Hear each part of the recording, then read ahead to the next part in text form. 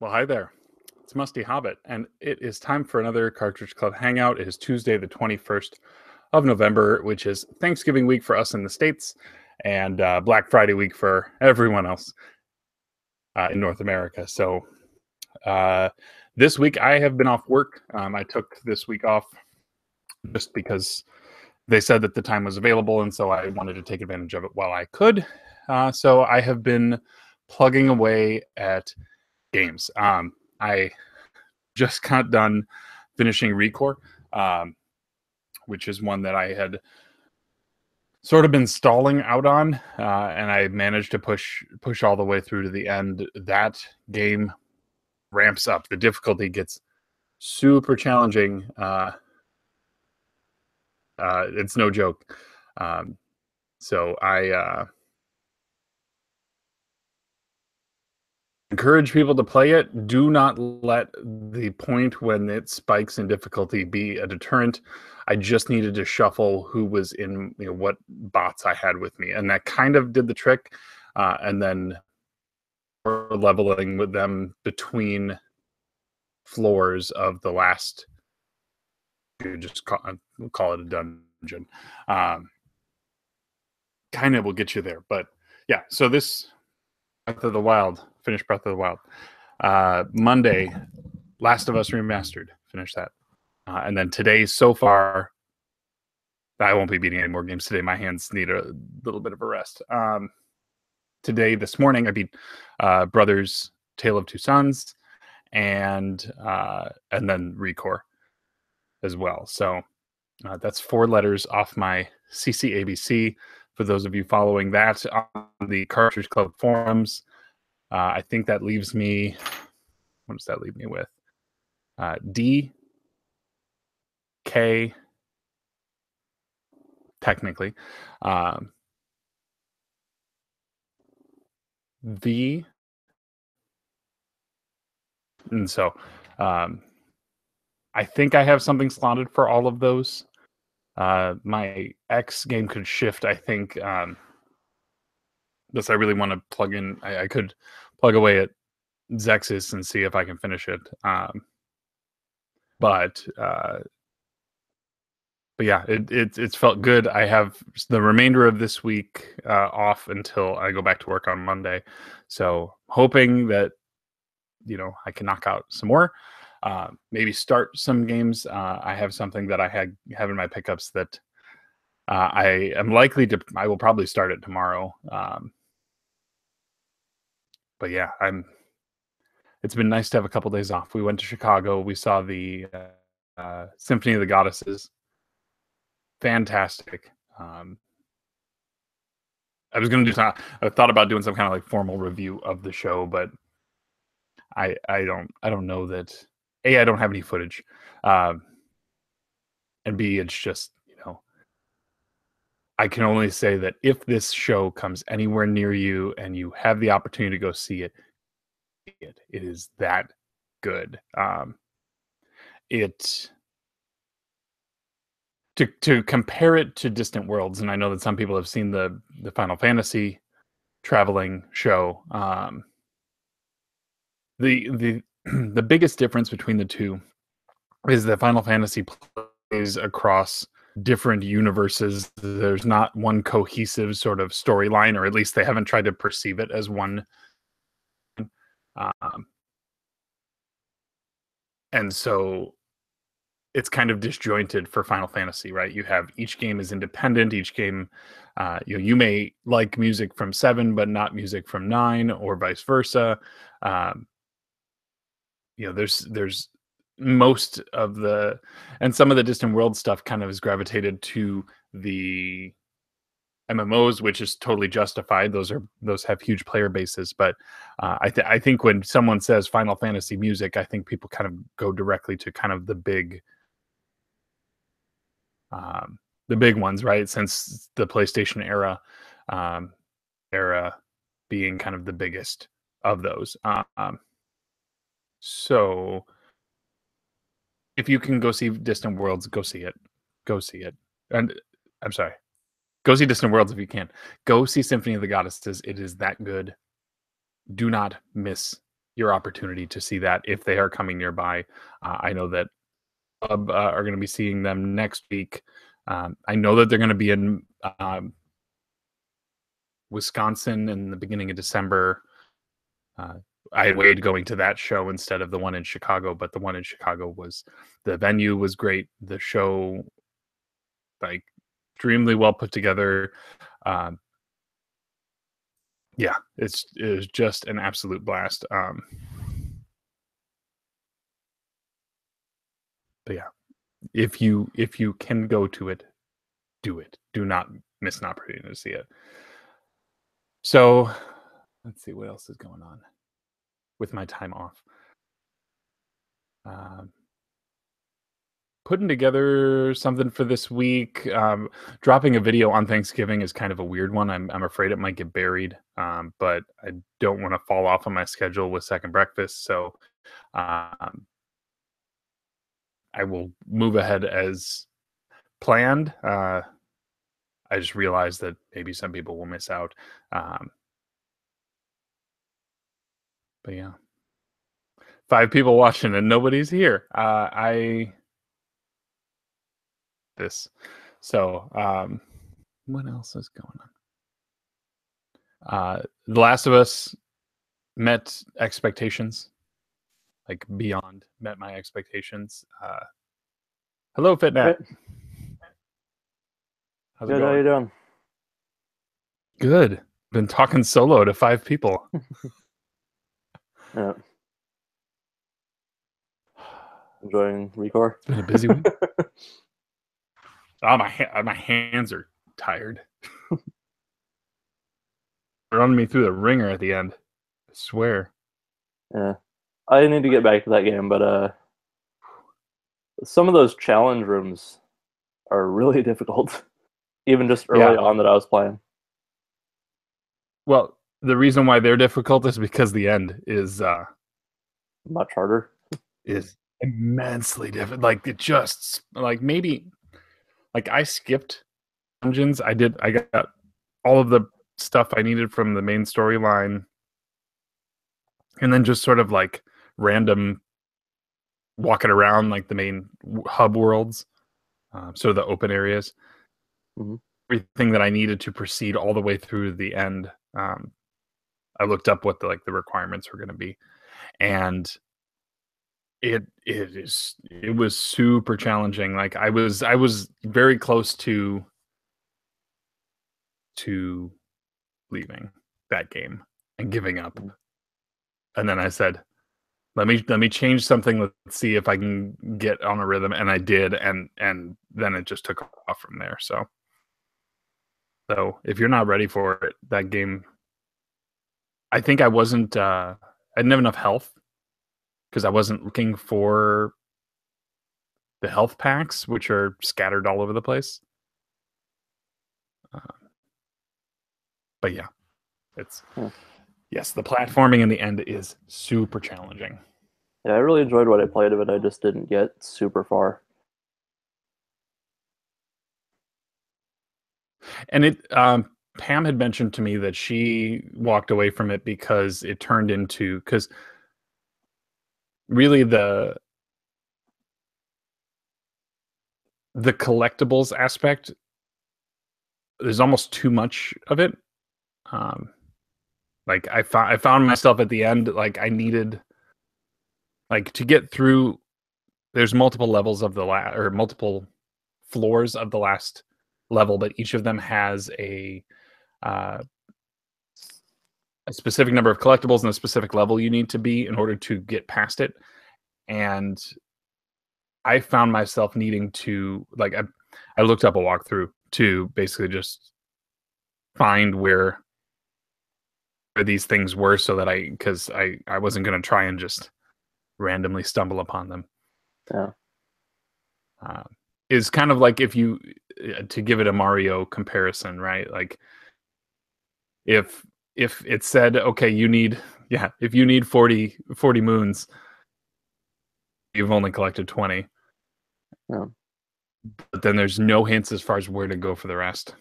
Yeah. But then you find out you need 40,000 moons. to unlock Darth Vader. So yeah, I got to ask you, how is that playing? Segways.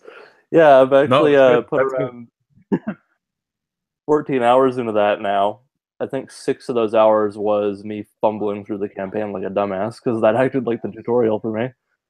Lots of stupid deaths in that one. But I actually really like the multiplayer. It's really fun. That's good. Like I find it difficult to play online competitive shooting games or any games like that by myself when there's not like a quest Mhm. activity thing to do like an MMO or Destiny.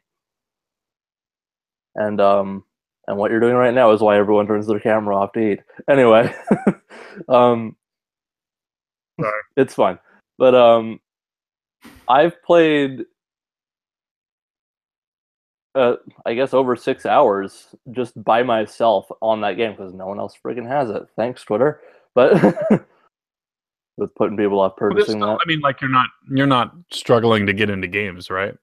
No, no, You no. just But don't I have just mean like, yeah, I don't you talk just don't have other friends. to. I don't like talking to random people online because that usually just doesn't go well. And I'm playing the game Yeah. to have fun. So I usually like just getting a party or at least one friend online to play a game with, just to talk, and it makes it more fun, obviously. But just sitting by myself playing it, it's still fun. I can't do that with Overwatch. I couldn't do it with Halo, but this just works for me. Maybe it's because I That's can do good. space battles in this. But as far as the campaign, I think I need to play it again because I am really continuity obsessed with Star Wars. Shocker. Sure. But It makes sense. the there's a lot of continuity in that game, like little things that you catch. And actually, there's one moment in the game that people would probably start memeing on Twitter if anyone was actually playing it, where there's a certain character. I'll just say they have a beard, and they have never previously been featured with a beard. Okay. But if you've like read the books or anything, it's not something essential. But it is a weird thing that they included. It's like, should I just say who it is? It doesn't really matter. Like, spoiler, they have a beard in this one thing, and they never have it again. Interesting. Okay. Han Solo. Is it like a Riker thing? It just has like a bigger than Riker beard. Like Just just a out of full nowhere. bushy beard out of nowhere for anyone that hasn't like read the books or anything. Okay. But so they needed a Han Solo level, and it's like, well, we're doing this timeline, so this goes, and he has to have a beard because in one book he has a Okay. beard, and that's when it takes place. Yeah, How long is the single player? depending on how much you suck, 4 to 6 hours. Okay. That's kind of what I think people were expecting, right? Yeah, Like a Call of Duty campaign or a yeah, and it's really a solid. It's just my complaint with it is that they jump around to get to big events in the Star Wars universe rather than letting the story progress like it should. It could have been twice as long, and that would have made it much more coherent as a narrative. But other than that, you're just kind of jumping around all over the place, which really undercuts the actually good characters and acting in it and the story. do you think the game do you think the game, when dust settles on this, in 6 months from now, are people going to be talking about the single player at all, or like do you feel like Star it'll be Wars kind of like fans will.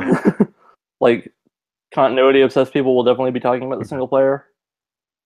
And, well, there's going to be more story, actually, which is another thing that irked me, is that they're continuing the story in DLC, which is free, but it's just like I got this game actually a day before release because Amazon shipped it quickly.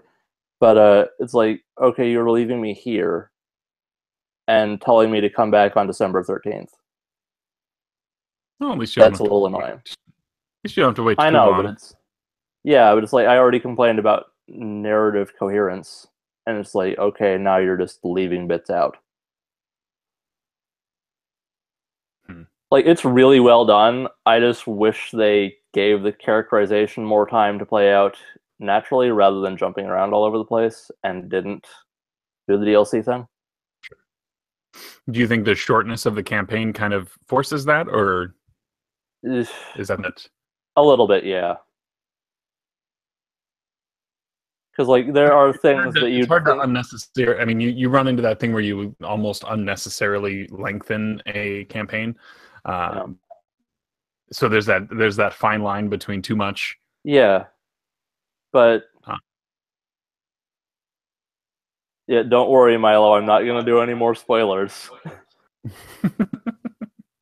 But there are things that just you'd think would come up in a normal narrative that Beardgate. Anyway, I'm surprised that hasn't floated around much. That's why I didn't really. Anyway, hi Eric, how are you? What was I gonna say? That's a bummer the zoo fell through. Oh yeah, yeah. I guess my daughter's ill, so and the other two were like, and it's raining in Portland, so there's a surprise. Yeah, I know. All right, put your face in there. There you go. Okay. Hi. They said hi. Now go away. Off with you. And I'm sorry to interrupt. Yeah. I think all I was going to say as far as finishing up that talk on the campaign for Battlefront was that there are things that normally would just come up naturally in a narrative that are said offhand because time has passed. Like kind of as you know lines like that they do by necessity, which is just kind of annoying.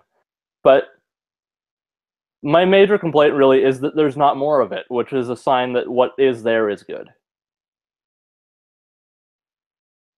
That's good. I mean, one of the guys who wrote the story was actually one of the guys who used to be at IGN. But it's one of those like legacy lifetime Star Wars fans who finally gets a chance to write something in the universe. Yeah. I will say it doesn't seem like it was lazily written. It just seems like they had a limited amount of time to hit for how long the campaign could be, and they had to hit certain notes in that amount of time, so they had to skip. Give us a space battle level. Give us a... Yeah, that's kind of a... It's more like people appearing that's like, here's popular person A, play a level as them. Now back to the plot.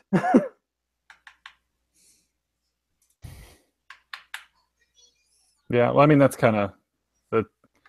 feels kind of in line with what I'd expect for that, I guess. I don't know that surprises me too much. I was kind of hoping it would have been actually been like an 8-hour campaign. Yeah. I wish it was. But at what point do you have that person... From a business perspective, we're all about judging EA's business model right now. Mm-hmm. Every hour that you spend with that campaign is an hour that you're not potentially being in line to buy loot crates, right? Yeah. And if the DLC adds, an hour at a time or something like that, then if you have a couple of packs, then you kind of stretch that out to... Yeah. I just wish it was something in addition to the main narrative rather than a continuation of it. Yeah, that... Like, doing it from, again, another perspective type of thing. Yeah. The closest thing I'll say to a spoiler for how that game goes is just that I feel like the final level could have been the first DLC pack, and you could have just left it. Rather than teasing that on. Because there's an endpoint and then you get another level. Okay, another level which kind of segues into the continuation ellipses. Of it. Yeah. Gotcha. Yeah. That makes sense. I think that's kind of getting close to the line of spoiler territory, but it's just, yeah. Yeah, let's not do that. Yeah, But there's in so short, many though, Easter eggs. the mul- Yeah. In short, though, the multiplayer is fun. Really Campaign good. is good. Good but flawed. Sure. Are they? What are your thoughts on how quickly EA turns back with all those changes that they made, like pre-launch, the pre-launch stuff? Being able to buy stuff again, Sure. Yeah. rather than just using the in-game currency. I feel like the in-game currency is a little slow, but it does accomplish what they set out to do of making it feel like you accomplished something unlocking these characters.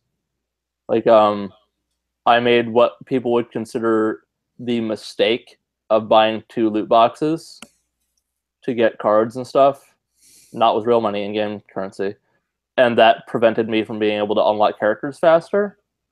But at this point, even I've put 14 hours in, I front-loaded the most expensive characters, so I now have Luke and Vader. Oh, nice. And so in 14 hours, I've had enough currency to unlock Luke and Vader and also buy 2 loot crates, which are 4,000 apiece. Which is not bad. That seems more than reasonable. I mean, yeah, it's not that bad. Character after 14 hours of gameplay is too major. Yeah, and it's just like people. It's not 20,000, right? Yeah. Well, I'll mention that here in case anyone didn't see my tweet about how much you get from beating the campaign. Is they say 5,000, but you get rewards in like the challenge area. Like you get challenge rewards for completing each level of the campaign, and those will either give you 500 credits on average or a crate. The crates are less frequent, and frequently there will be credits in the crate, but you get that for every single level, and then the last one has a crate that has 5,000 in it as your reward for beating the game. So by the end of it, after I think 2 daily crates that you just get for logging in and all the other challenges and everything, I completed the campaign with a little over 12,000. So it's pretty close. Okay. And with everything being cheaper now, it's a lot better. They do still need to change things, and it does irk you when you get absolutely destroyed in multiplayer by somebody and you see like the 3 big star cards they have equipped. But I die more frequently because I'm a dumbass than people have cards. Anyway, I'm not sure if I've talked too much on Battlefront now at this point, but it is an important thing to cover. I mean, I think it's important. I think it's important that people hear it. I mean, so many people were on the fence, so kind of that we need firsthand experience to understand if this is something that we want to get. Yeah.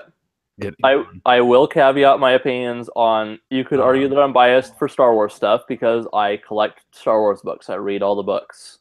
I'm behind 4 of them, but I still read as many as I can get through. And I like all the new movies. I kind of am a prequel apologist, but I'll acknowledge the problems. It's more for like the story that it was intending to tell and then the good stuff that came out of it rather than the actual flawed trilogy. But so that's a thing. And I did get the game on a discount. It was games in Canada for US people are $80. So I got it for $50 because of an E3 deal, which is a huge discount. Mm-hmm. And I may not have considered buying it right away if I didn't have that $30 off. But I'm not. If you wanted to go buy it right now, you would have to spend that. Yeah, but I'm not going to apologize for an EA video game with loot boxes in it. I'm going to be honest about these things, which is why I have complaints about the campaign. And I'm surprised as anyone that I like the friggin' multiplayer as much as I do, because I have the first one. And I'm just like, yeah, I've played maybe an hour of it.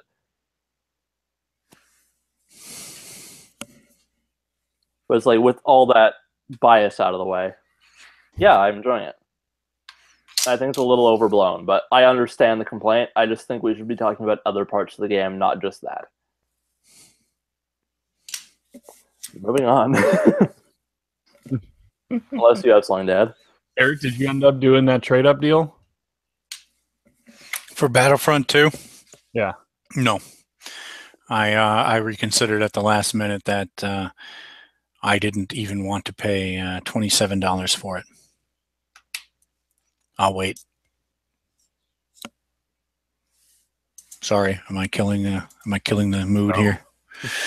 No, I decided ultimately I'll wait on Battlefront 2. I have every intention of buying it, playing it. I'm still interested. I bought the first one and I barely ever touched it, but I don't really care what they say about it. I'm gonna check it out, but I thought I'd wait a little bit because when I bought the first one, there were like how many editions? 3, 4? Yeah, there was a bunch of additions to it. I thought I would just wait for one that's the special, enhanced, extreme, super. It's funny.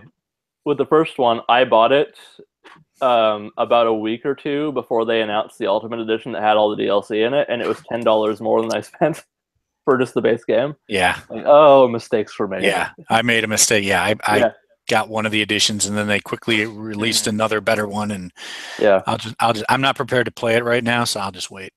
Yeah. You guys hearing me okay? Yeah. Now we can, yeah. Yeah. All right. Yeah. It sounds really hollow in there. Where are you? Yeah, I'm in my former game room, but I'm sort of in my little like office type thing. I had set up like a little work table because my computer had to be moved out of my game room because it was ugly sitting there. So. I guess all those shelves improved the acoustics. Yeah, for sure. It's like my whole house is echoey. It's freezing cold because there's nothing like holding on to any heat. It's like even we have the heat on, we have it set like the normal temperature. It's like a little colder now, but like, oh my goodness, man, the house is so cold because there's nothing in it.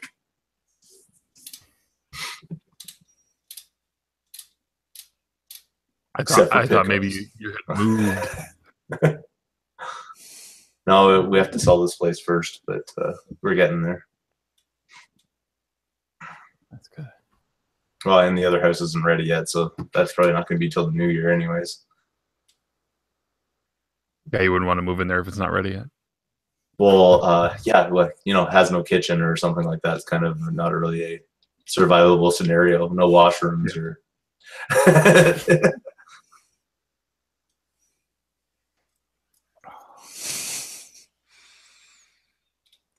Wow, the chat's going crazy. Yep. And I don't mean active, I mean crazy. Well, Kevin is in there, so yeah, I saw that. It's much more active than it was before Kevin. It's certainly active, yeah, and downright insanity ensued. Something about Ewoks and Tribbles, and Teletubbies, and Teletribbles. Nice, that was good. I wasn't going to mention that one, but I had to. All right, so you guys all. I'm sorry. I'm going to withdraw the question because half the people in the conversation here are not in the United States. I was going to ask about getting ready for Black Friday. Actually, there are sales here. There are some? Yeah. Yeah, okay. I don't think it's as ballistically crazy as it is there, but we do have that. Yeah. Black Friday has extended. There will be much fewer tramplings in Canada, right? Probably. Yeah. I would hope so. Yeah, especially since, from the looks of it, I'm going to be spending most of my Black Friday money on friggin' Comixology. They've got this huge DC sale. And it's just like, I keep finding books I want. Stop it. It's awesome, though. Yeah. Well, and now everywhere's like Black Friday shop on Friday from home. Yep. Cyber Monday has now become Black Friday. Yep. That's what I was going to mention. Black Friday has now become almost. I will claim it's over a week-long thing. I mean, Best Buy's had some sales. They've been talking about Black Friday. Already doing stuff too. Yeah. It's been going on for a week. Ryan has gotten his Black Friday stuff already because he's an elite at Best Buy, so he's already gotten the deals. I do all my ordering online anyway, so I can get them. The stuff's already started arriving. Amazon.ca has literally been doing Black Friday week. Yeah. It's a whole week-long thing now. In fact, we've started calling Thanksgiving Black Friday Eve. because that seems to be the centerpiece of the season now, not Thanksgiving holiday anymore. Mm-hmm. Anyway, that's a little joke there, but Yeah. I made my list, got some things ready to go. People in the Hoping to chat pick up mentioning, Wolfenstein 2. Yeah, actually, I saw Wolfenstein at Walmart. I think it was going to have it for $50, but that's $30 off, as I said, in Canada. So Well, that's it's likely it's likely you'll be able to get a good deal on it. Well, Best Buy is supposed to have it for, it's normally 60 in the US, and they're supposed to have it for 25. Mm-hmm. It's only a matter of whether they're going to have it in stock or not. And if they do, it's at the top of my list of things I want to get, Wolf 2, and hoping to get some of the games I've waited all year to get, like Persona and Yakuza and something else. And I'm hoping that Target doesn't cancel my pre-order for Horizon Zero Dawn like they did for Rocket. And I'll let him talk about that later. I'm sure he'll want to bring it up. Yeah, I'm just gonna. But a couple people in the chat mentioning 4K TVs, and yeah, I've been looking into that a little bit. The temptation of people talking about that in the club has had an effect on me. Yeah. And get HDR, like, oh yeah, absolutely. Yeah, it's just the major issue for me is that, like with all these major electronics, is like everything blends together. They all look the same. And then it's just the technical jargon, and so you gotta sort through all that and find out what's actually good and what's just another TV.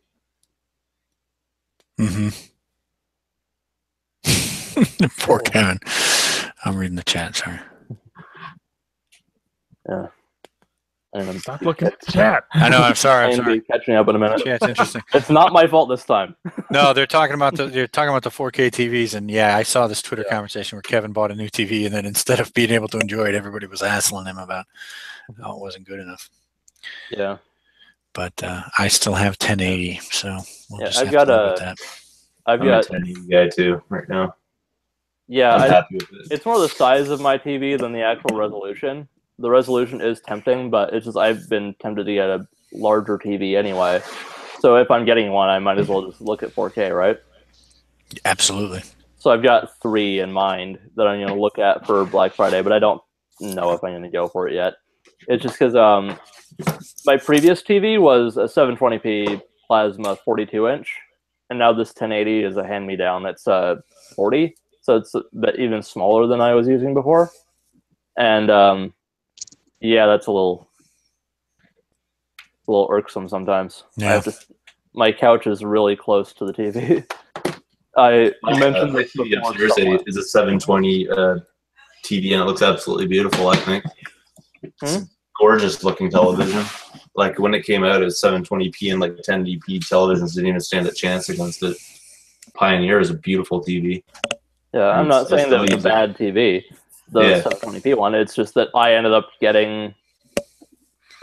basically inheriting a TV, and it happened to be a slightly smaller model in 1080p, so I switched it out. But oh yeah, and just so my APR comment was directed more toward people who are shopping. I am not commenting on. I don't even know, Kevin, what model you bought. So if you were getting criticism or grief from anybody, I'm sorry. And then intend my comment about HDR to be grief. Yeah. Oh yeah, I remember what I was going to say, and I'll get it out of the way because it's just dumb.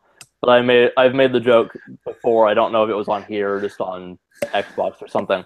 That one time, like just like you know how people take pictures of their pickups on their couches, right? Like I was doing that one time, and I had to kind of lean down to get the picture, and I crouched down, and I heard my Xbox turn on because my butt hit it. That's how close my TV is to the couch. I turned on my Xbox One with my ass. Awesome. Yeah. We're all done. I'm sure that won't be taken out of context at all. Hey, Kyle. Hey, Kyle. Yeah, hey, everyone. Hello. Well, 2 weeks in a row. What's the occasion?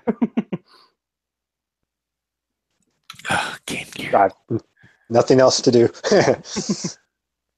No, it's just had some nights off early from work, so. Nice. That's great. And I miss you guys. Aw. Oh. Did you just post a Game Time Arcade? Did I see that correctly?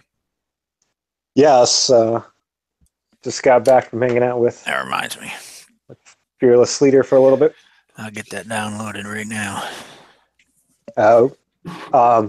It was a shitty episode. It wasn't very good.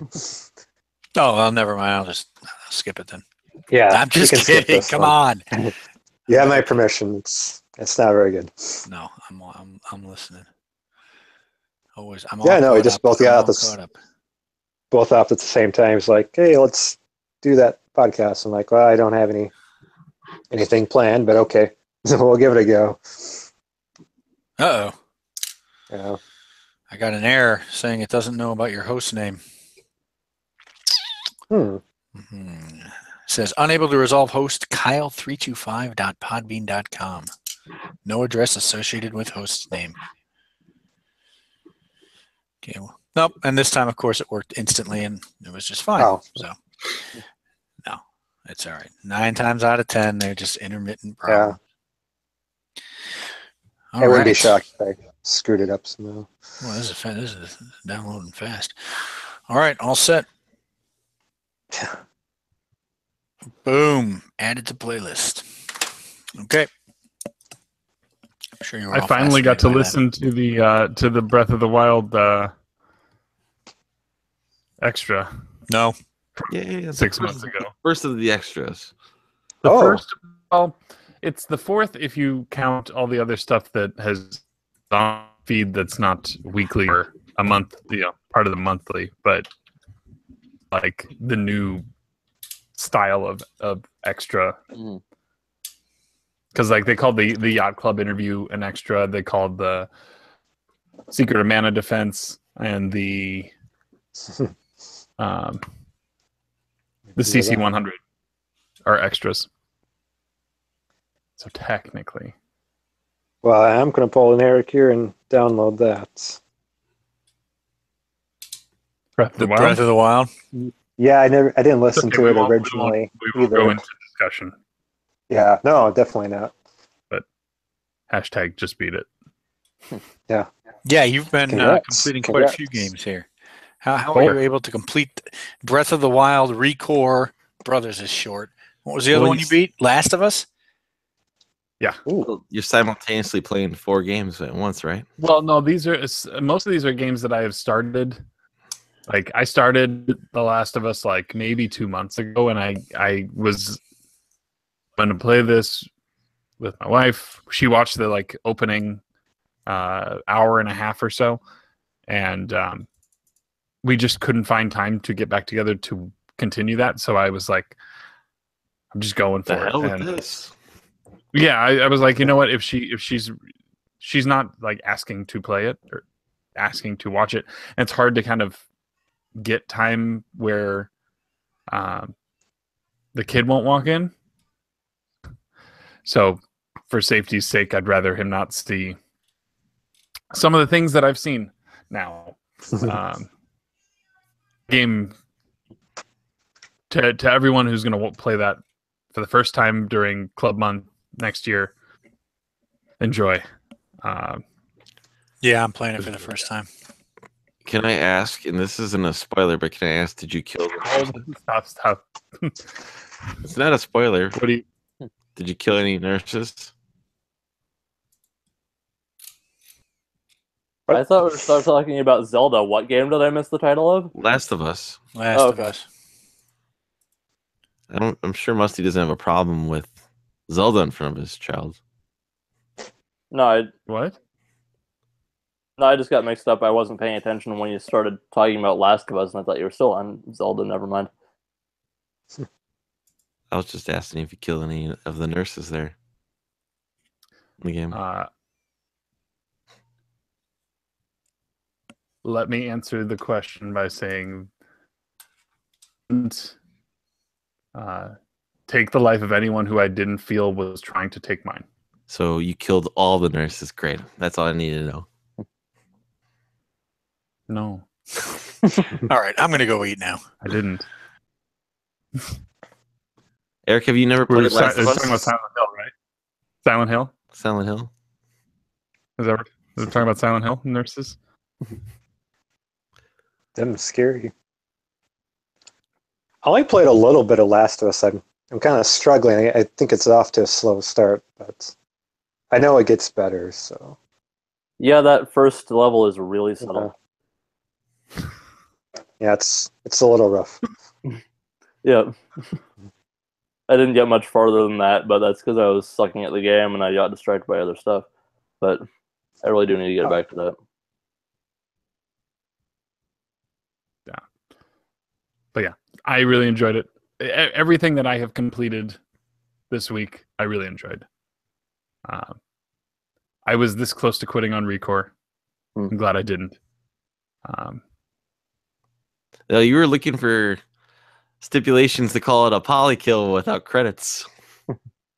Well, no, I actually wasn't going to submit it for just beat it. I was debating whether I could make it a CCABC and just consider it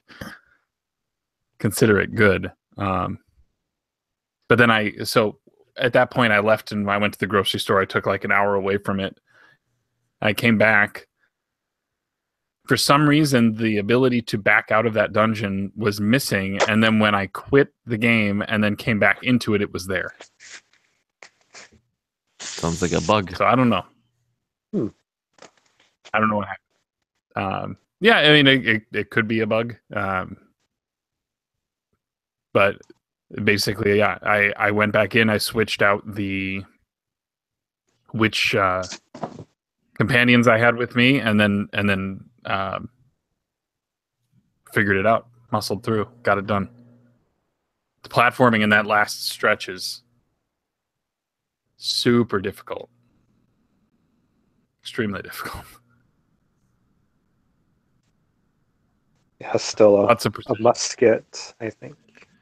Is it really though? I mean, that's the thing is when I hear stuff like that, it sounds like I don't want to play this. You know? Well, I feel I'm quite proud of the fact that I've completed it now. Yeah. Because at that one point I was just like, I'm done. I noticed that only 7%, like according to the achievements, only 7% of people who own that game, or maybe who downloaded the game on the free trial or something when it was free that one weekend, 7% of people have actually beaten the big bad. I don't know what that says about the game. Like but it's kind of shocking that like 1 in 14 people have actually like had gotten as far as I had at that point. I didn't check the percentage on completed it on normal difficulty. I should probably look at that. But I mean, if Some you other can find it, people if you can find it didn't have cheap, your finesse. find it cheap. Yeah. Yeah. I mean, there's some people who probably want their games handed to them on a platter and would have walked from that, would have walked long before I would have stopped. But at the point I was like, I felt like I was running my head into a brick wall and I couldn't back out. And that was the frustrating part. And then when I found out that I could back out, then I was like, okay, hold on, regroup, and let's try this again. And from that point, it was just, I made it. I felt like I accomplished something. Well done. Yes. Now I got to see what tomorrow's going to be. What game will you pass tomorrow? Well, I'm thinking that I could play. Oh, I could play through Vanquish tomorrow. Yeah, that can be done quickly. I did a one-sitting run of that as well.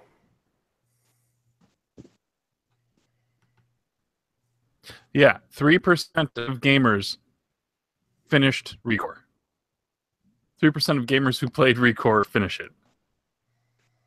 I don't know. Like that's mind-boggling to me. There is some jank to it, and I can understand it not appealing to everybody, but it is a solid game. Yeah. Maybe If you like collectathons, it's got a lot of that. If you like platforming, it's got a lot of that. Like, yeah, the platform is really solid. Yeah. And they make the barren wastelands that are the open sections somehow look good.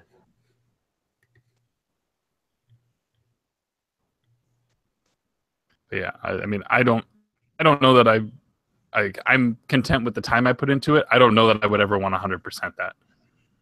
No way. I feel like there's 280 of this one item. You needed 40 to actually complete the game. I don't have a desire to go back and find the other 40. Like, yeah. And if you can find Recore for cheap, if you can find it for $5-10, which I would think that if they've got Wolfenstein for 25, I'm sure that they've got Recore for. I'm checking my spreadsheets. Find it. I don't see it on sale anywhere. Recommend it, but it would be something different to play on Xbox. You can also get it through Game Pass. It is it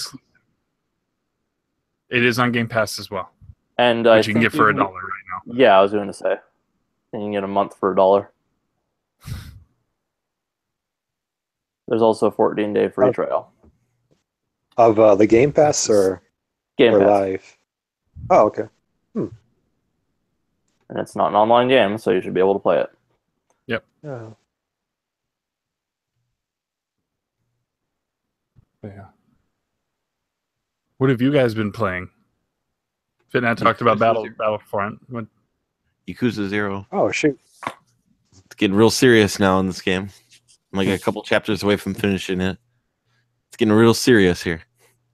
I've kind of stopped doing all the side missions because it's starting to take those side missions are starting to distract me from the game. Basically, I need to just hammer through it now. So did you get that one trophy? You saw that one, did you? I think that's the one he had to hammer through. Yeah. Heyo. That was pretty funny though, because I was like, oh, what the hell? Might as well check this out. And all of a sudden I get a little trophy. I was like, that's pretty funny. Because it pans to a tissue. What's called after watching the video, and it's called like it says, "I did it." The trophy was called "I did it for the trophy" or something like that. That was pretty funny. I thought it was hilarious. Have you gone in and compared it to everybody else who's played it to see who's got it and who doesn't? I should. I've never did that, so I should go back and do that now. I'd be a spy and start snooping around here. I didn't know that was a trophy, so I just thought that should just be for fun. Well, because I was like walking around, because like they told me in this mission, it's like go around, I'll page you when I'm ready. So I'm like, okay, well, I'll just walk around here, see what's going on, look at the map. I don't want to get in these fights. That's my biggest gripe about Yakuza 0 is you constantly get in these sidewalk brawls. Yeah, and street fights. Yeah, and I don't. After a while, you just get sick and tired of doing them. Or I'm just like, oh, okay, Jesus, you know. And then like, sometimes they come at the worst time where you just. I know there's the thing you can do. You just throw money in the air, and then they'll usually will stop the fight. But sometimes I forget about it. I don't know. But I was like, all right, well, just see what's things you can do, what stores you can hit up.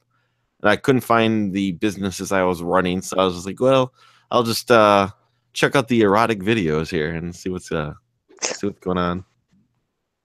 The erotic video store. Did they sell the guy game in this video store?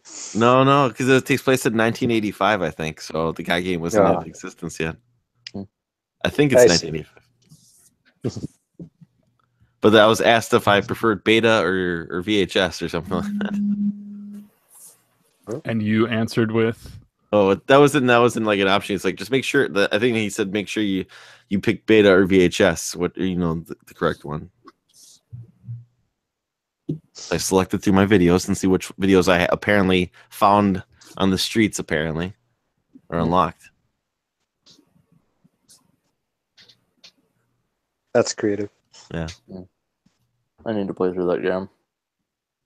Disappointed in myself that I'm like 3 Yakuza games behind.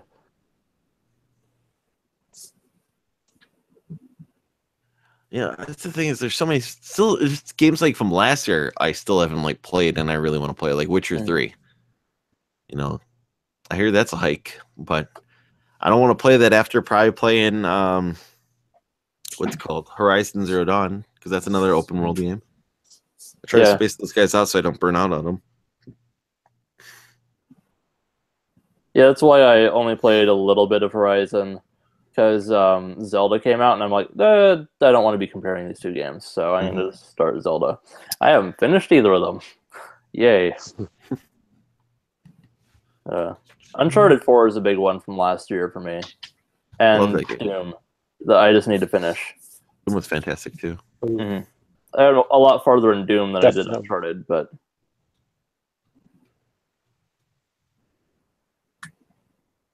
You're saying something, Kyle? Oh, Uncharted 4 is so good. Mm-hmm. Oh, I just said Uncharted 4 is so good. Yeah. I second that. I think I'm like on mission 8 or something. It's from one sitting. Or chapter 8, whatever though. I just need to actually sit down and finish it. Then you need to get the Lost Legacy after that. I have it. Still sealed because I'm a jackass, but I have it. No, Kyle liked it a lot. Me and him were playing at the same exact time. That's right, yeah. This is about a 3-day game for me. I kind of bleeds through that quicker than I thought. Yeah, then again, it's not a long game, like though. 7 or 8 hour game. It's perfectly fine at this kind of price, too. I had a friend that got it a day early, and he spent the entire night finishing the game the day before it came out. Oh, no.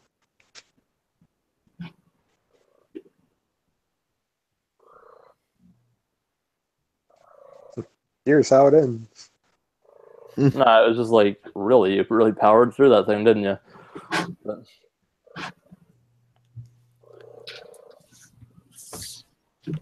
Whatever works. Yeah. It's interesting. Go ahead. Somebody else can go. I was just going to say that it was really interesting that the pre-order bonus, at least for me on Amazon, was a digital copy of the PS2 on PS4, or whatever the hell they're calling it, of the first Jak and Daxter. Like, that's a random inclusion. Yeah, that was kind of weird. But I took it. It looks good. Better than the PS3 remake? People are arguing that it is, because that PS3 version used like weird shaders that changed the graphical tone of the game from the original PS2 graphics. But that was also 720p, I think. So putting it up to 1080 and improving the frame rate and all that, and having it widescreen, I don't know if it was before. I don't remember. But probably at least on the PS3. But it looks really good. I would probably say it does look better. Yeah, I know the PS2 Grand Theft Auto games on the PS4 look great. Mm-hmm. It's definitely worth checking out if you're a fan of those. Yeah. Not so much Star Wars Bounty Hunter. I made the mistake of buying that on PS4. But other games look good. No, it's not that one. Out of all the games, it seems like every game's on sale except for Skyrim for the Switch. Mm-hmm. That's one of the ones I really out. I know, but still, like, you got games like Assassin's Creed, which just came out, and it's like $40. You know, this is Assassin's Creed. $35. Yeah, you know. And the difference between that is that came out like 2 weeks ago, and Skyrim came out a few days ago. I mean, last week, Friday, maybe 5 years and a few days ago. Yeah, 6 years ago. Yeah. Fair enough.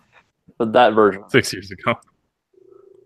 I still don't think that should be a $60 game. That should be at least $50, maybe even $40. They gotta at least recoup the cost Yeah. of the cartridge in that initial run of people that buy it for full price. It'll go down. Do you think Nintendo will do a select the Absolutely. reprint? Absolutely. They do it for everything. They do it for the 3DS. They invented that. Mm-hmm. They did that We didn't see too many for the Wii U, but They did it for Super Nintendo. And then, The player's choice. Yeah. I'm surprised you didn't go straight for the N64 with that reference, because they did that on there too. They just didn't. I don't think they did it for the NES, but I could be wrong. No, at least not that I'm aware of. Yeah, they did. They did? I think, yeah. The bestsellers ones, you can see them stamped on the cartridges. Robo Troy. Well, the Zelda, yeah, they had the Gray Zelda. Absolutely. Was Was it like Challenge Series or something like that? Challenge. That was Or no, that's Mario 3. The yeah, Mario 3. I know what you're talking about. But they had the second Metroid, which That's wasn't right. actually branded anything, but Different sticker. Zelda's, the gray cart versions were supposed to be like something. Yeah. So I have that, and the Metroid one I have has that yellow label. It's not the black label Metroid. Mhm. But that one wasn't. I don't know why that one was reprinted. Maybe because Metroid 2 came out and they're like, we need to More money. right. Probably. Spaceballs, the flamethrower. That's right. It's so weird when you go back and look at the pictures of that movie and that scene that like the lunchbox has like Transformers on it and it just says Spaceballs over Optimus Prime. It's really weird, but like someone in the effects department just wrote Spaceballs over a Transformers picture. But Much better movie. You guys want to do pickups? sure, I'll go first. This done. Go ahead. All I got is Battlefront 2. What are your thoughts without spoiling it? Honest thoughts. You should have been here on I know time. Sorry. Yeah, watch the first 20 minutes. I talked a while, didn't I? Yeah. Give me a 3-word review here, so I don't have to. Han Solo's beard. Hey, it's 3 words. I'm not getting into this game again. I liked it. You said The multiplayer is your good. bullets, right? Your bullet points were, but flawed. Yeah, and I really enjoyed the multiplayer, and I think people have overblown the loot box stuff a little too much, even though there is a problem with it. But and then you felt like the credit progression was. You did. It's not like you've already unlocked the 2 characters that everyone was complaining about. How In long 14 hours, I have unlocked Luke and Darth Vader, and I also bought 2 crates with credits. And the crates those characters are both 15,000 credits each, and the crates are 4,000 apiece. At least the Trooper crates are, which is the ones I bought. And I've already bought both those characters and 2 crates.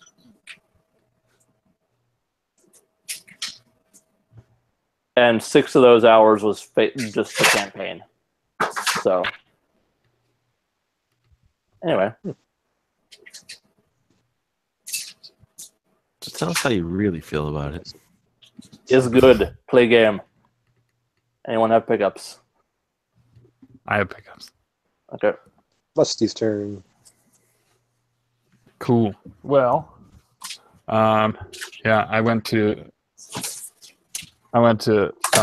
Symphony of the Goddesses last weekend, which was nice. I picked up the program. It's a nice program. It is a nice program. It's very colorful and big pictures. My wife saw this and was like, "Hey, girl." This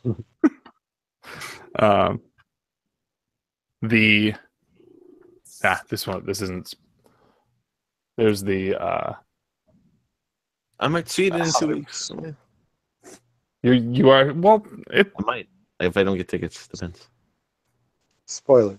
It's not Spoilers. ruining anything. You know It's there's going to be. ruined. I know what song's coming up next.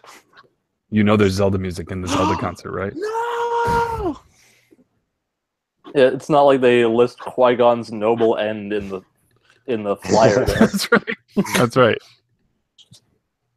No, and honestly, there's I having this in my possession going into it, I still was pleasantly surprised. I wasn't bothered by the fact that I knew what was coming. Like you. I also got this poster. Do you want me to show you the poster, or do you want to wait to see what the poster looks like in You 2 can weeks? show. I don't know if I'm gonna buy the poster. I don't see hands. Let's see it. Okay. So let me know if I want to. It's the 2017 edition of the. No, I kind of want that poster. Yeah, it's. Just know that there's music from all of these games in it. Oh, Even Breath of the Wild. Yes. They play Yes, even Breath of the Wild. Do they play the cat piano song? Cat on a piano. I would play side bets on Dragon Roost Island being from the Wind Waker part.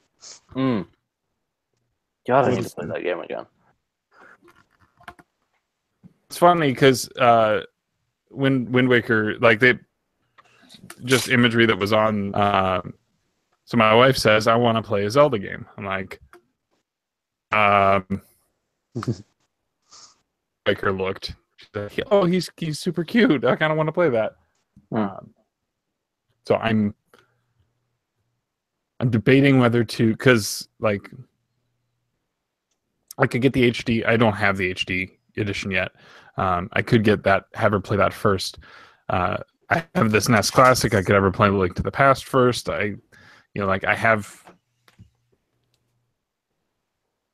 You have options. I don't have all of them, but I have some options. And then she says, "Well, do you have one that's on just the DS, not the 3DS, Well, or you the can, 2DS? well, you can split the Just the difference. DS." I was like, You can split the difference. It's like, well, I Phantom don't- Hourglass.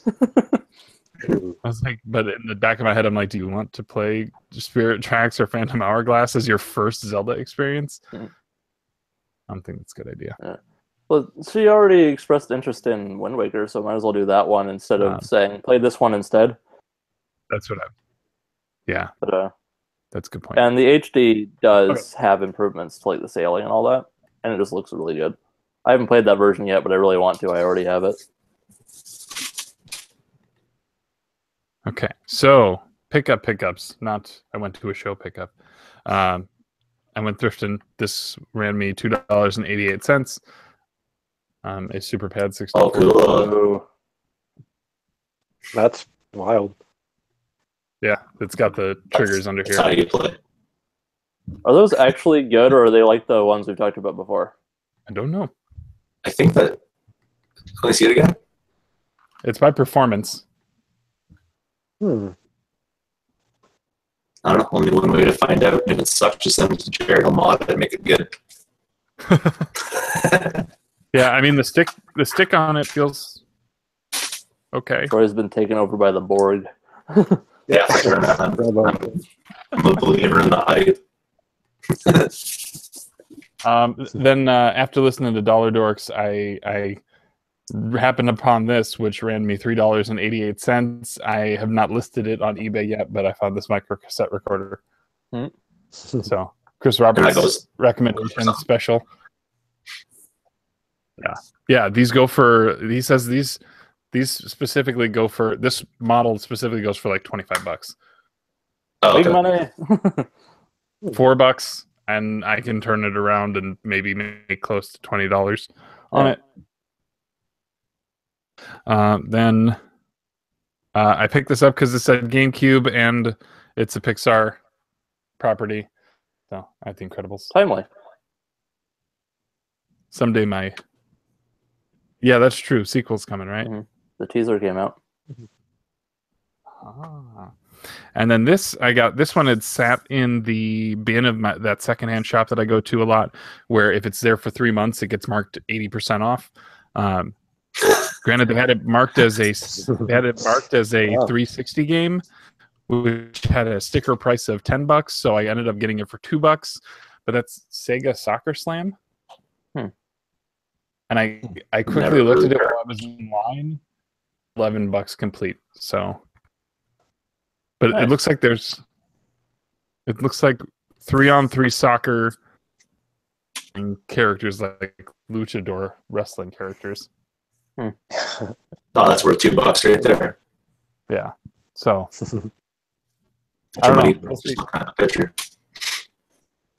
I wonder if it plays the like front. that Mario soccer.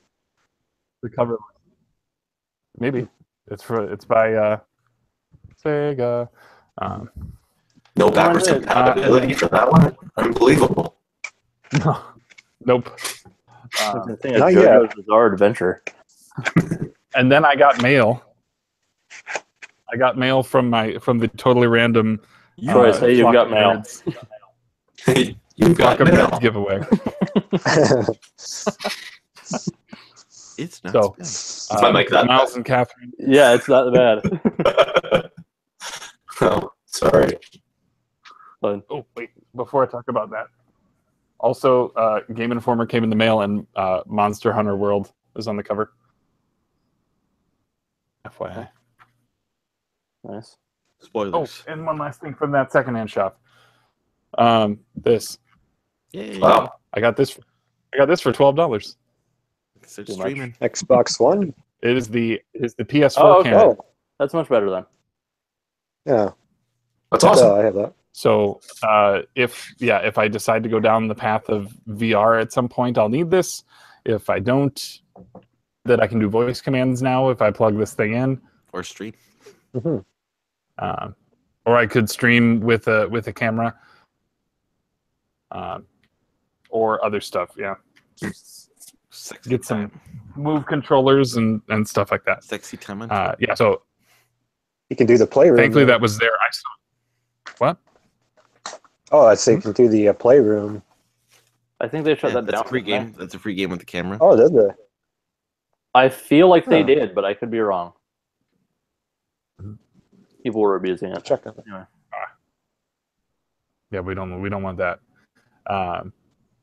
So the last thing, I got some mail from Catherine and Miles from Flock Talk. I won the episode 12 totally random giveaway, and so they sent me a couple of things, and their generosity never ceases to surprise me. So, or always surprises. I can't tell which one's the better way to say that. Never Little ceases to postcard. amaze. I won't read to you the postcard, but is Quantum of Solace postcard. Stickers. We have some old WWF stickers. Nice. These were open. Boo. My gum was taking Yes. miles. You want to make sure you got all the good ones out. But then they also have this. This is sealed. Nice. Part of me wants to open them, Mhm. but I'm kind of resistant to doing that at the moment. But there were two things in there. One of them that I knew was going to be in there, and then surprise is first, or Sure. You should save the surprise for last. okay, Yeah, do we'll that save one. the surprise for last. So I knew this was going to be in there, but I did not. I initially thought that this was going to be on loan to me. It has since been brought to my attention that now this is mine to do with as I see fit, which is awesome. So now I have Nier Automata. Ooh. Nice. Perfect timing, because I just finished 4 games and I don't have anything to play.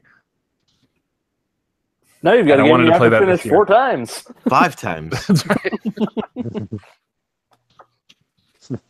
I'm telling you, I will get credits immediately. Kill yourself. Hashtag just beat it. And then the surprise which is great because it means now I only have one of these to look for. The Tengen card. Oh, Nice. What's the Of last course, one? Eric left before this. Pac-Mania is the last one, and I know where a copy is. I just need to. He'll be in your area tomorrow, I think, through Sunday. Oh, really? Through Sunday. I I just got back from Wings with them, so. should probably reach out to him. As I, but yeah, so this is just awesome. So win a random drawing and get two things that I was really hoping to play. Especially this, I was really hoping to play this soon. Now I can. Yay. Sweet. But I think, yeah, that is it. Okay. That's it. Lucky Hobbit. Yes. Good pickup. Yes. Totally random Hobbit. Anyone else? I got some junk. I've got some, but you can go ahead. All right, I'll go. And you It better not be good because mine suck. So Mine is some okay junk. I'll start I off want with to follow up something epic. maybe So- mute and try and work on your microphone there, Troy. All right, here, maybe I should do that. Yeah. All right, So give me a this, second. this came in the mail from RetroPixel. Limited runs. Nice. He reached out to me shortly after these got all scooped up right away. 'Cause, he had a friend who was lucky enough to get another one copy, so I made a deal from him straight up price. Gave him the card and everything, so I have Wonder Boy for the PS4. Well done. Good old Pixel. I found this today on my lunch break for $2. A cleaning cartridge. The box is a little beat up, but you can see it's $2. And it's there with the manual. So for $2, pretty good price. Let's make that right up. And then I got a bunch of free junk from my buddy Jesse because he was helping somebody clean out people's homes and people were just leaving stuff, and he found a bunch of PlayStation games and some other stuff. So he's like, well, if you want to let me know, you can just have it. So, but besides PlayStation junk, there's some other stuff like Metroid Prime Manuel. So in case anyone needs that, let me know. I said there's not. I'll show. I guess I'll do the really good first. I think this is probably the best in there. There's a Dino Crisis in there, complete. Always good. And then most of these stuffs are going to just be trade-in credit because hey, Best Buy or GameStop accepts loose discs, so PS1 games. So I was doing a lot of the price value for most of these, and there's a couple of $3-4 games. So this is like free money in my opinion. So What does that say? grind session. Okay. Yeah, it's a little hard to see. Yeah, I'm sorry. It's fine. Test Drive 5. Need for Speed High Stakes. Loose copy of Tony Hawk Pro Skater 2. Shadow Man. Star Wars Episode 1 Jedi Power Battles. Nice. Is this any better? Much. Yeah, it sounds a lot better. Okay. No more boards. Board collective. Wild 09, I think it is. I don't know. I've never heard of Wild this 9. before. That's an awesome game. Well, it's loose. Well, it's also got the Manuel. War Games DEFCON 1. Sorry, if I can hold it. Okay. There's the Manuel.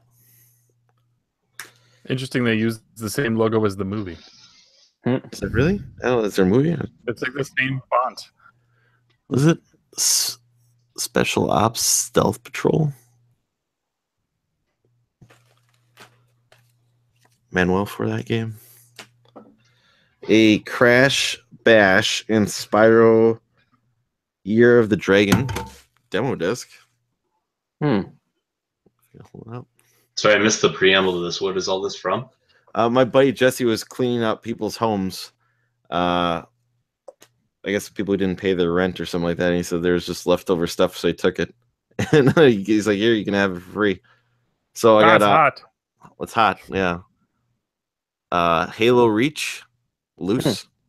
If you haven't played it, you should give that a go. I might, but I kind of want to complete. You know. Well, you can try the game first.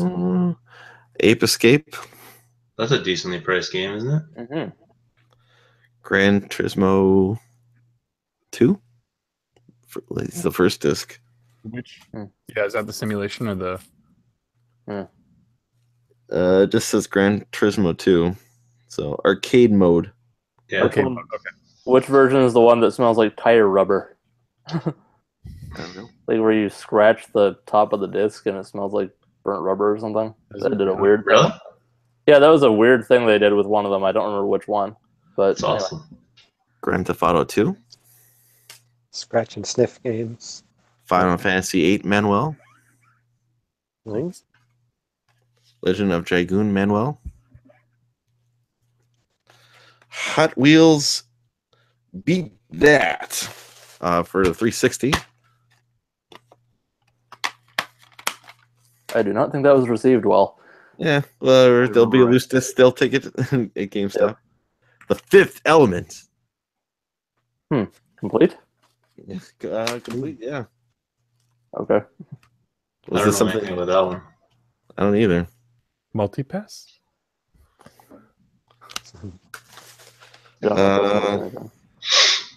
Tenchu 2 for the PlayStation. Those games are fun. Battle Arena. Toshinden. Thank you for saving me from pronouncing that wrong. Toshinden. And there's two things here. So there's a Game Boy Color without a back. But I know where I can find a back to that. There's a store actually that sells those. And a Perfect Dark for the Game Boy, but it's missing a little battery flap right here. I guess that's a little rumble feature action. So that's my pickups. I think that's like a top-down Perfect Dark. I've never ever played it or seen it before in my I know life. I have that. I think it's like a top-down version. It's cool, man. Can't beat free. So that fifth element is worth around $14. Nice. Must be a hard to find game or something. I'd be interested in that as an oddity, but see what you can get for it. Sure. Maybe that Spyro and Crash disc as well. Sure. All right, you ready for my stellar pickups? Yep. Now that you've been freed from the board collective, we can hear tales of things. If we could ever figure out some way, you can just have that demo disc. If we can ever find a way where you can, we can get it transported to you, you can just have it. Or if you come down to Chicago, you can just have it.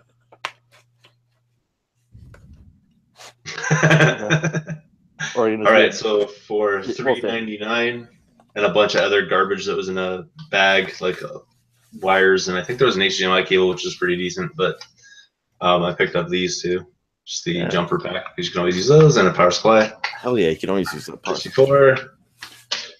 And then for the first model goes out, they burn out. $6, I picked up a GameCube block controller, decent shape. Needs a cleaning, which will probably happen like 3 months from now because everything's packed away. For $6, I picked up a Wii Motion Plus pink controller, peach. I don't know what they call this one, but it's always nice to pick up the Motion Plus versions of them. And then for $4.99, I picked up my first ever Vita game that I've ever found in the wild. So that's a fun one on Vita. There it is. I like And that's it. Yay. There hasn't been much in the stores lately. So. Yeah. I hear that. Yeah, so I'll take this opportunity to be right back. So just be quiet until he comes back. Yeah, Fitnet's gone, man. So Say, and we're back. Is anyone planning on going out for Black Friday to get anything?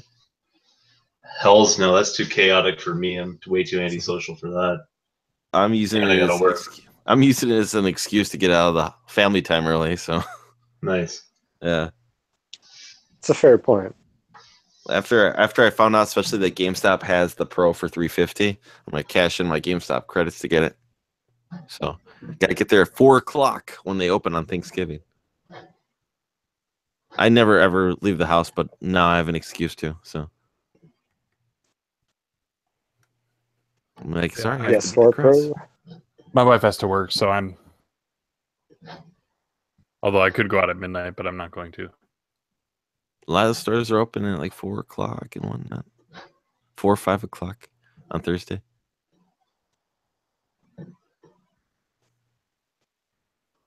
Yeah, it's crazy. Glad I don't work retail. Those days are behind me. So. We all we put in our time. Mm-hmm. I never though worked like a department store or a toy store. I only worked like grocery stores for, my youth for that kind of stuff. But I can only imagine. I've seen the madness and a lot. I've seen it well run too, where like they, like stores they've had their lines set up and they're orchestrating their lines. There's no chaos. They will, they say no, there's no running here. No fighting. Everyone will. So I've seen it well run before. And then you see like the videos of people getting trampled running in for $100 televisions. But that ain't me. Oh, here, I have an idea. Worst jobs. I could tell you one. I worked the airport for like 3 weeks and it was a nightmare. That behind the scenes of an airport are terrible. It's just nobody cares. It's just awful. And that's the thing. It's like the reason why it's awful is because nobody cares. And it's one of those things where the job description was one thing, and then after the day after I got hired, my hours went from being 6 to 2:30 to 2:30 in the morning to midnight or to noon basically, and it was awful. I absolutely hated it. Yeah. And I also worked a slaughterhouse for a couple weeks before I quit. Yeah, didn't do any of the killing, but I worked like the packaging area, and that was a nightmare. That'll smell awful.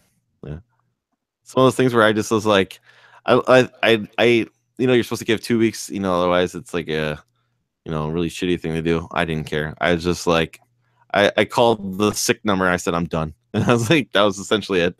I'm good. You resigned through this call-in. Yeah. Oh. I was like, because the call-in line said you had to say your ID, your name, and then what's called the reason why you're calling in. And I said the reason I'm calling is because I quit. And I was like, hang up. It was a nightmare. It was bad. It's like the day after the first day after you accept the job, I'm like, what am I doing here? This is a nightmare. And someone I knew, like his husband worked there, and they like really talked it up, and they're like, oh, it's a really nice place, great benefits. And I'm like, this place is sucky beyond belief. Slaughterhouse? The slaughterhouse, yeah. That was terrible. That was bad. That was the worst. See, I worked I don't know if this is the worst, but the worst job that it was retail. So I worked at Old Navy for a couple months in high school, and what is wrong with people when they walk into an Old Navy to shop? At least the people who walked into this store and the amount of respect that they had for the employees was just nothing.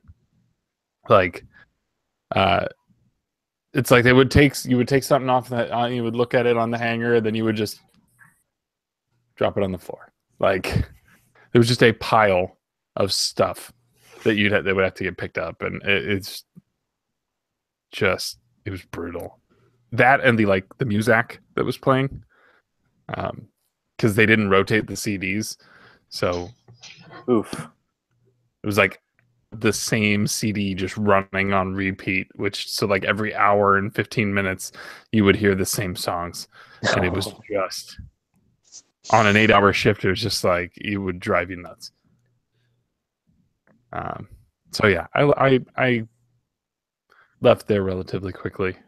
Well, 2 months is still a long time, but Yeah, I put 3 weeks in both the airport and the slaughterhouse. Yeah. I was just like, I'm done. Not even a month. I'm done. Yeah. I mean, was that like high school time, or when was that for you? Is that Both? And if statute of limitations says you don't want to tell us, that's fine no. One was probably like a year or two after high school, and the other one was, I want to say, probably 2007 or 2008. Probably I worked there. So probably about 10 years ago, I worked at the airport. That was, like I said, it was one thing where I applied for one thing, and like the next day they're like, "Yeah, this is what you're gonna do." Like, so I felt like I was lied to, and then, Yeah, that's not. Yeah, and it's one of the things that's like, well, you can't, quit unless you have another job. So I was like still applying for other jobs, and then I got like, I had like several interviews the following weeks, and eventually one of the places called me, and they offered me a job, and I think I even lied. I said, like, they said, "Are you working right now?" I was like, "Nope." And what's it called? So like, they're like, "Great, you can start Monday." I'm like, "Cool." So I just mailed back my uniform to the airport. You should have put it on an airplane. Yep. It was just like they gave me all the privileges too, where I could go like all like on the terminal floors and everything, like, all the backstage. So if you want to smuggle drugs, it's really easy to work in an airport and smuggle drugs. They don't tell you that, but once you have all the access privileges, you can. I didn't do it. I'm just saying that, like, you walk, there's like no security. There's nothing. There's nothing. So, terrorists, I hope you don't tune into this.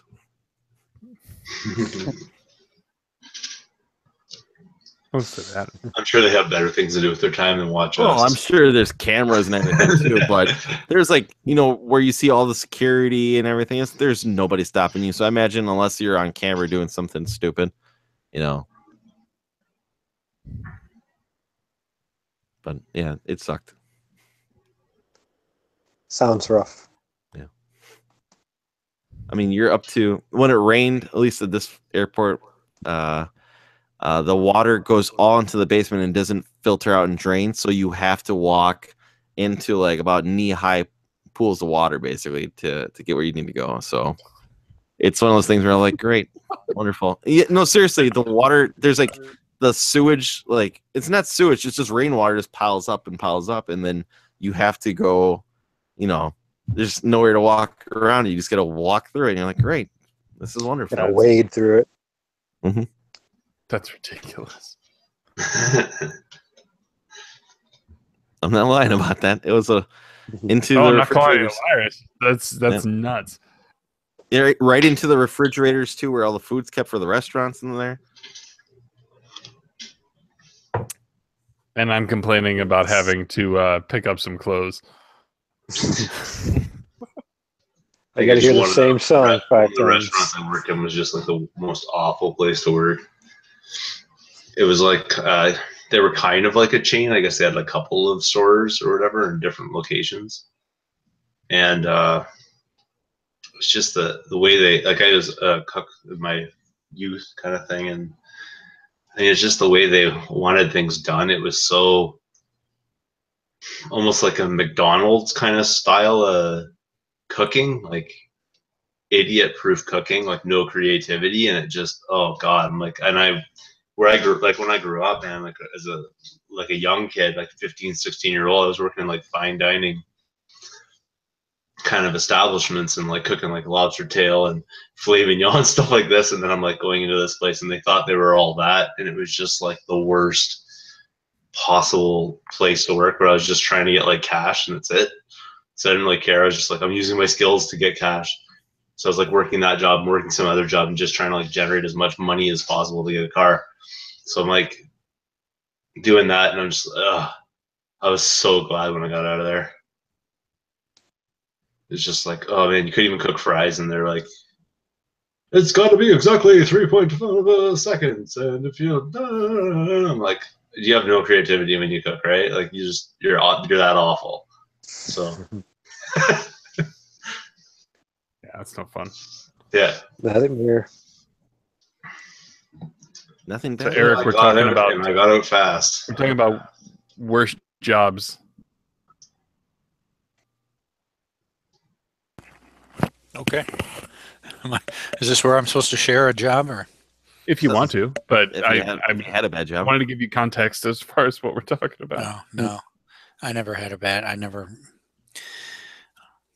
don't think I have a good story to contribute there. Yeah, I don't really either. Must be nice. I'm sorry. Yeah, Especially not after the slaughterhouse conversation. I don't think there's anything else to add after that. That's pretty tops. I didn't see the killing floor. As they describe it on The Simpsons, what it's called is like on next to the killing floor. Don't worry, don't let the name fool you. There's not much of a floor. It's more of a large grate.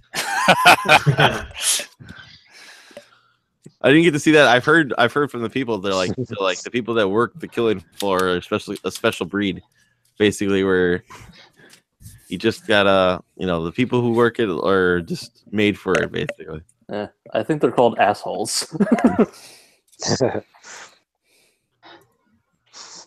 I always heard too, like the reason why you had to wear a hard hat is because once you kill a cow, what's it called, their nerves don't die off for after a day. So what's it called, once they get gutted, their heads get put on a conveyor belt, and their mouths are still chomping, so their mouths can lead them to fall off the conveyor belt and onto someone's head, basically. So and everything. I forgot how much a farmer gets paid for a cow, but it's pretty high because number one, they have to raise them and they have to feed them every day. I forgot how much they pay, but it's an incredible amount for how much they pay for a cow. It's really up there. And I don't want to say an astronomical price for it, but I want to say I think it's about $40,000 a cow. But the thing is, right. when they buy a cow, they seriously get everything out of the cow. There isn't a piece that doesn't go unused for a cow. Yeah, because tongues, they sell the cow tongue. The brain gets sold, eyes, everything gets sold. The skin gets sold to the leather company. Everything's used. I've heard some companies use bone char to filter sugar. Probably. That's interesting. Everything gets used. There's not like one unwasted part from the cow. So. But I didn't work that floor, so. Yeah. I will take out this opportunity to mention that I've been vegan for 5 months, and if I wasn't before, I certainly would be now. I try not to think about it. Yeah. Anyway. Yeah. No one else? I'm the only one who had really bad jobs. Like I said, Old Navy. Yeah. I mean, I never want to work retail ever. I had soft to people because I see how terrible people are, and I try because I worked customer service for probably about 7 years of my life. I know how terrible people are, how they act, basically, because they maybe either have never worked retail or what, but after working, try teaching kids. I just try to keep that in mind when I go to either a retail, even if my order is messed up, I try to keep that in mind. I'm like, or just retail, just try to help somebody out, something they'll try to pick it up. That's a pretty decent, terrible sample size of people to experience is customer service and slaughterhouse work.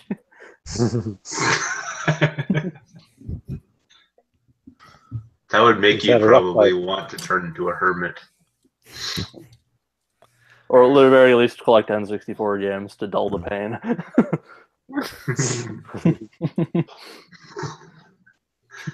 Yeah, every single N64 game you play, it's like, I've seen worse.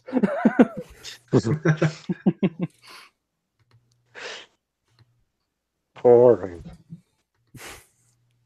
me. The game deals for Black Friday are awful. I don't see anything really good. I don't know. I got a lot of good stuff already. What do you? Well, Canadian deals are bad. Yeah, I'm talking about Canadian deals. There's just like nothing. It's like, hey, you want to get a copy of NBA 2K18? Nope. You can save $10. Like, No thanks. I'll buy it when 2K19 comes out for $5 if I wanted it, which I don't. You want to save the amount the game is going to cost in a year?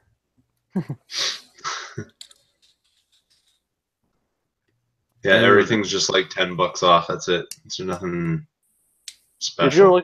If you were looking at modern games, you'd see deeper discounts, but those games are more expensive to begin with. Like we mentioned earlier, or at least I mentioned earlier for Canadian pricing, that Wolfenstein 2 at Walmart's going to be $50. Yeah. That didn't come out that long ago, so that's a $30 savings on that. So new stuff is good. And the older stuff is kind of few and far between. Yeah, I'm looking for like $15 games that are good, decent titles, you know. Yeah. But nope. What were you saying, Musty? When they do sales like that, whose portion is it? Like, right? Because the publisher, I mean, technically the publisher's already been paid for the copies that they have in store, right? So like if GameStop is selling it, GameStop has already paid who has then paid the publisher who has paid, you know, so far down the line. But it's like whose cut do they lose?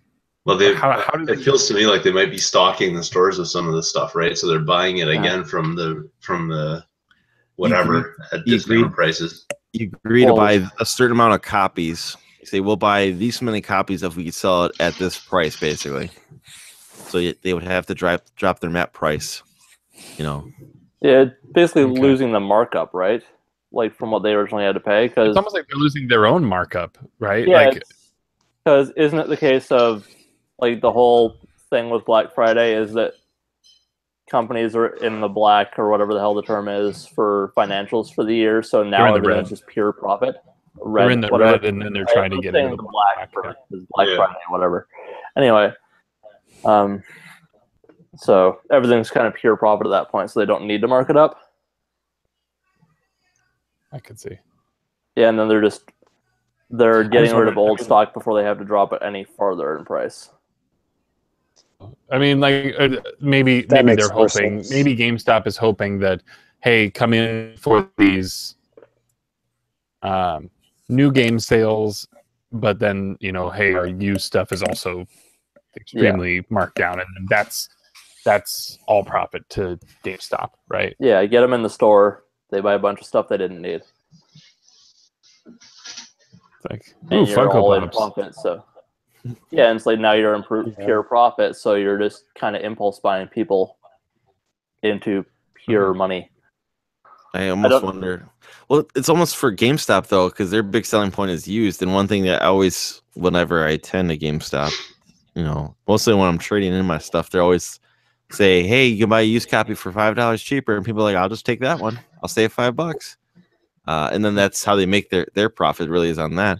But for Black Friday, I don't know how you can pull it off. And most of these games are, you know, significantly when they're dropped, you know, over 50% in price. They can't say, oh, you know, unless they have a buy two get one free sale for used. That's more than likely what'll happen. There it is. Hey. Oh yeah. For rewards members, it's tomorrow. For everyone else, it's Thursday through Sunday. And Friday, Thursday and Friday, you guys see the free 360s? Yeah, but you have to pay like $60 before, and then they send you a rebate. It's $60, and you get a mail-in rebate. Once you get your rebate back, though, for $25. Is the rebate credit, or is it an actual check? It's an prepaid cash card. So it's GameStop credit. Yeah. No, Visa card. Oh, it's a Visa card? Yeah. Okay. I'm tempted to do that, except I'm too lazy, and I'm not going to want to do that on Thursday or Friday. You have to wait.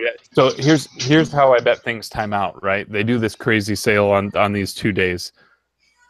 They're gambling that a certain percentage of people won't ever do the rebate, which is silly because absolutely it's the whole reason why people are doing this. Lose it. People lose the rebate, you know? They'll lose the rebate, sure. Yeah. I bet, though, they don't pay them out until January. so that they can put all the money that came in on the books for this That makes calendar year. sense. Yeah, that makes sense. I lost the rebate on a phone. That wasn't fun. Ooh, yeah. And then they probably what's called they probably There it is. Allow overswamped 6 to 8 weeks for rebate processing. That's normal. Yeah.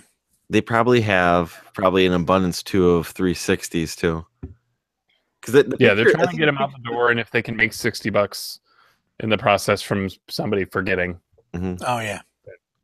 Yeah. And then I bet you they'll drop that 360, $25 credit too by the end of next year too. So when people try to trade it back in, it'll probably be like $5, $10 or something like that. And people are like, for the hell of it, I'll keep it. And that way they get rid of that abundance of, because the picture shows it as like a Model 1. It's not like the slim.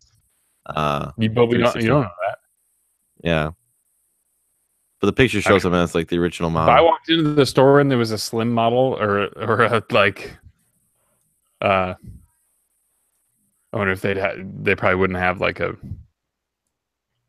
Reach edition or something like that. Yeah. Halo 4 edition 360. Be nice. It's a good way to get one. R2D. Yeah, that's right. The one with the R2D2 noises in it. Mm-hmm. But yeah, so if you are a rewards member, buy 2 get 1 is tomorrow. Everyone else Thursday through Sunday. This is their regular rewards, right? Not their new elite rewards. This is all rewards members. Okay.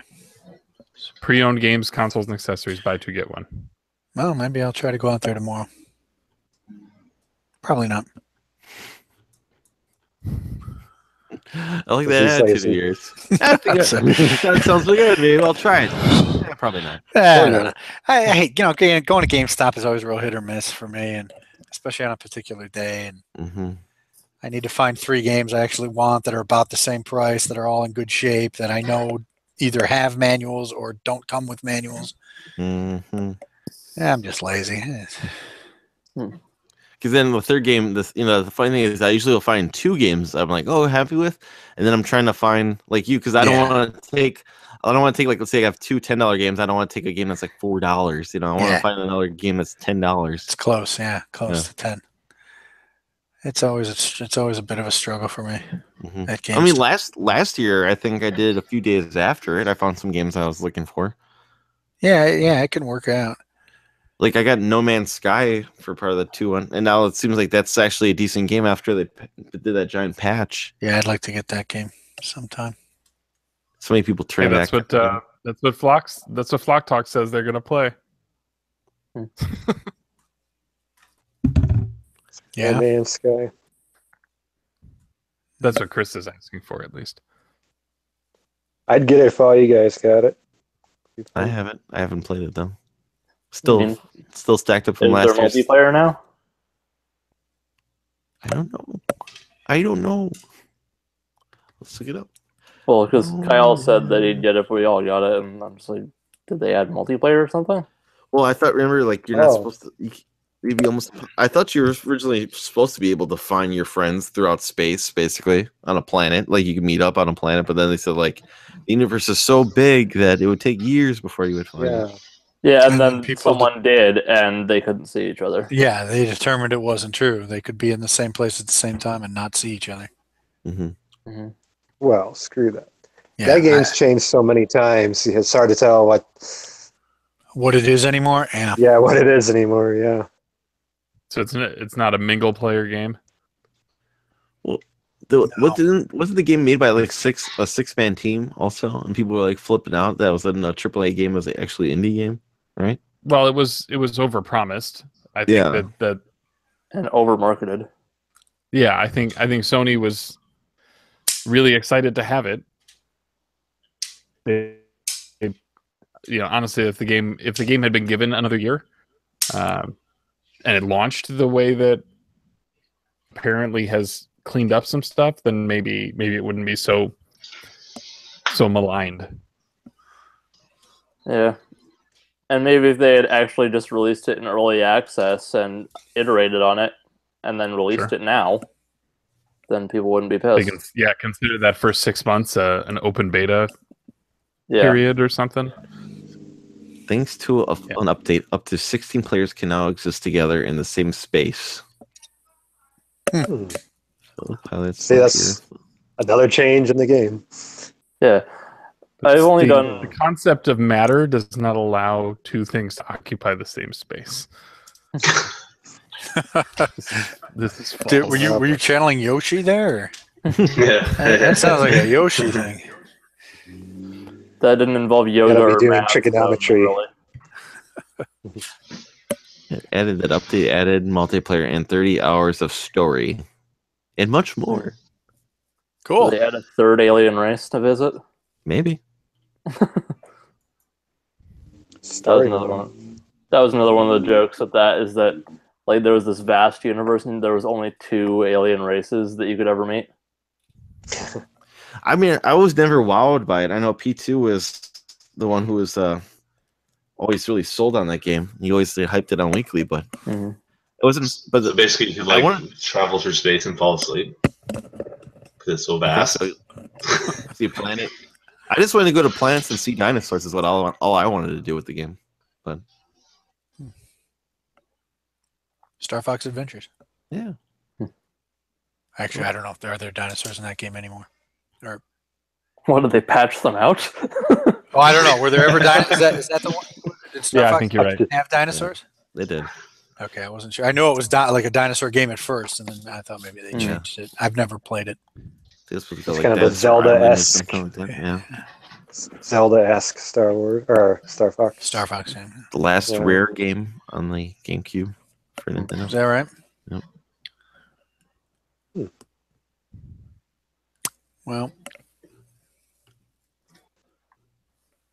Okay. Must see, there's one of your pickups that Eric missed that you'd probably. Oh yeah. So I got my totally random package from Miles and Catherine. Yeah, let me guess. It's not completely random. I don't know. So they called out for questions. I responded with a question. No, I meant the item that you got is not necessarily random. It's tailored to no, the item I got is not random. It's tailored to your The item is quite the item is quite tailored toward me. That's what I meant. For the most part. There were some WWF stickers. Oh, I didn't know you were into wrestling. I'm not really, but I used to watch on Saturday mornings. I'm not that into, but you threw these in there too. What's that? Nintendo stickers? Yeah, Mario album stickers. Okay, that's cool. Mario 3. Nice. And then initially, they said this was coming to me on loan, and that I could return it to them later. But I think they changed their mind and decided that I could keep it, and so that's this. Oh, good. So nice job. All tomatoes. I'm happy that all tomatoes. And then there's this, which means that I only need one more left. Oh, I knew it. Oh, good one. That's a good one. Yep. Very good. So, which one do you need now? Pac-Mania? Yep. Okay. Nice. And I should reach out to Ryan's friend because his friend has it. And is he going to be in CR tomorrow is what you said? I think he leaves for CR tomorrow. He'll be there, I think, all weekend, so all the way to Sunday. So, CR? Do you want to Cedar Rapids? Oh, do you want to mention that to him? I don't know that I have a way to contact him directly. I can mention it. Or maybe he tried to reach out to me on Twitter once a while back, but I can tell him to message you. So does this mean you might have your complete Tengen set by this weekend, or even tomorrow? Possibly? Wow. Possibly. You hear all these guys? Possibly. It's a Twitter copying. Hey, I mean, did you need Tubin still, Eric? I need Tubin. Yeah. He's got Tubin. Tubin. Oh yeah. Mm-hmm. I want to take a look at him because Tengen labels bug me. But yeah, Matt Bandy and Duke are collecting them too. Hey, good on them. Yeah. I mean, now the thing is, whatever the next target is, we'll see if they join us for the ride, right? Like, the next round trip on the hype train. I'm just trying to think of what it might be now that there's one left. It's like, do I need an NES goal? I don't know. Have you done the black box ones or? Thought about it, but I don't want to spend stack up money. Really, Yeah, I'm don't. skipping that one. I'm actually looking. And Donkey Kong Jr. math, right? Like, as much as it'd be cool to have Donkey Kong Jr. math, spending that kind of money is not. I'm It actually doesn't looking add up. at EverDrive because I was waiting for something like that, Yeah. and I decided no regrets. He said it doesn't add up. What's that? There you go. I'm just disappointed in myself that I didn't make a joke like that. I was waiting for a zinger from you, but I guess you didn't get it. Gotta leave some for other people to pick up sometimes. Some meat on the bone. Yeah, I mean that is an $82 game right now. Forget it. And is it worth a play? Probably not. They're crazy. I just having to explain collections with caveats is always like, oh well, I have all of this except that. Yeah. Here's the question: is the NES Black Box set equivalent to, or some other equivalent to, the cost of an Xbox One X?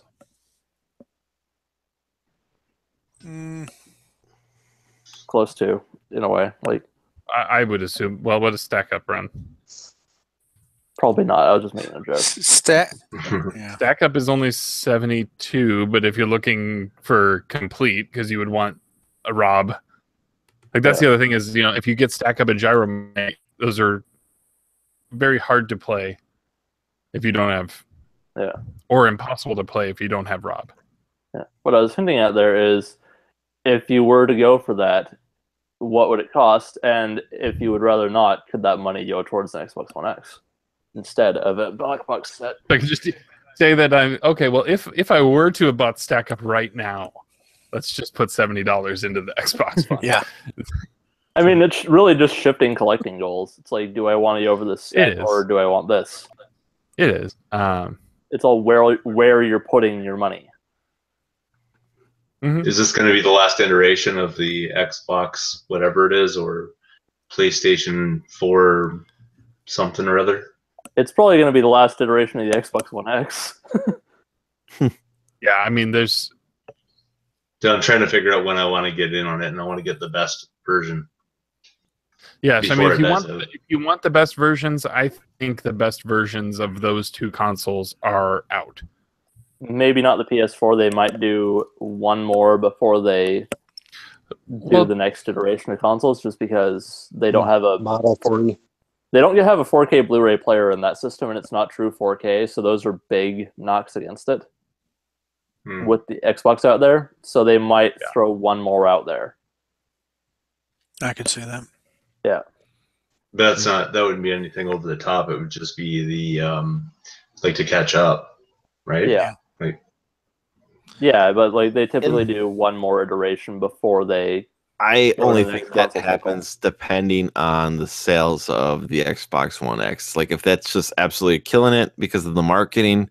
I mean, I think that's one of the reasons why Xbox went full out saying we're the number one powerful console, because Sony used that against them for the first couple of years. How they would always say we're the number one console, we're the number one most powerful, even though it's just a hair.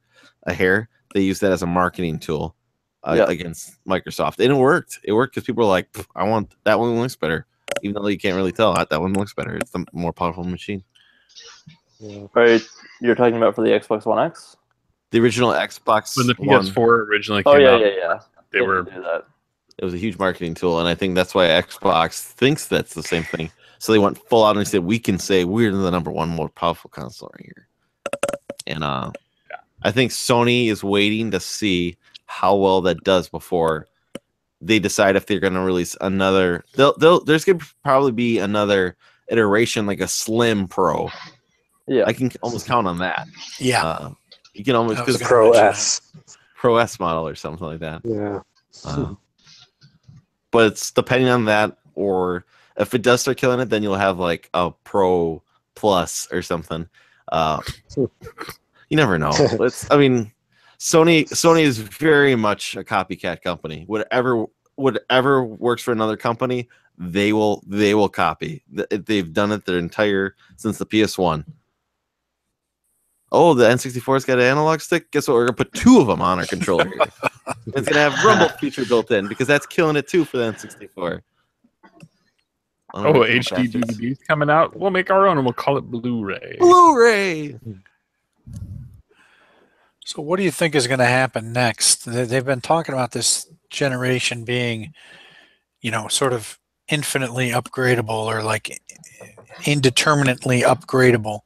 Are they going to keep these names, the Xbox One, and come out with the Xbox One X2, or are we going to actually see a more discrete step like we have in past console generations?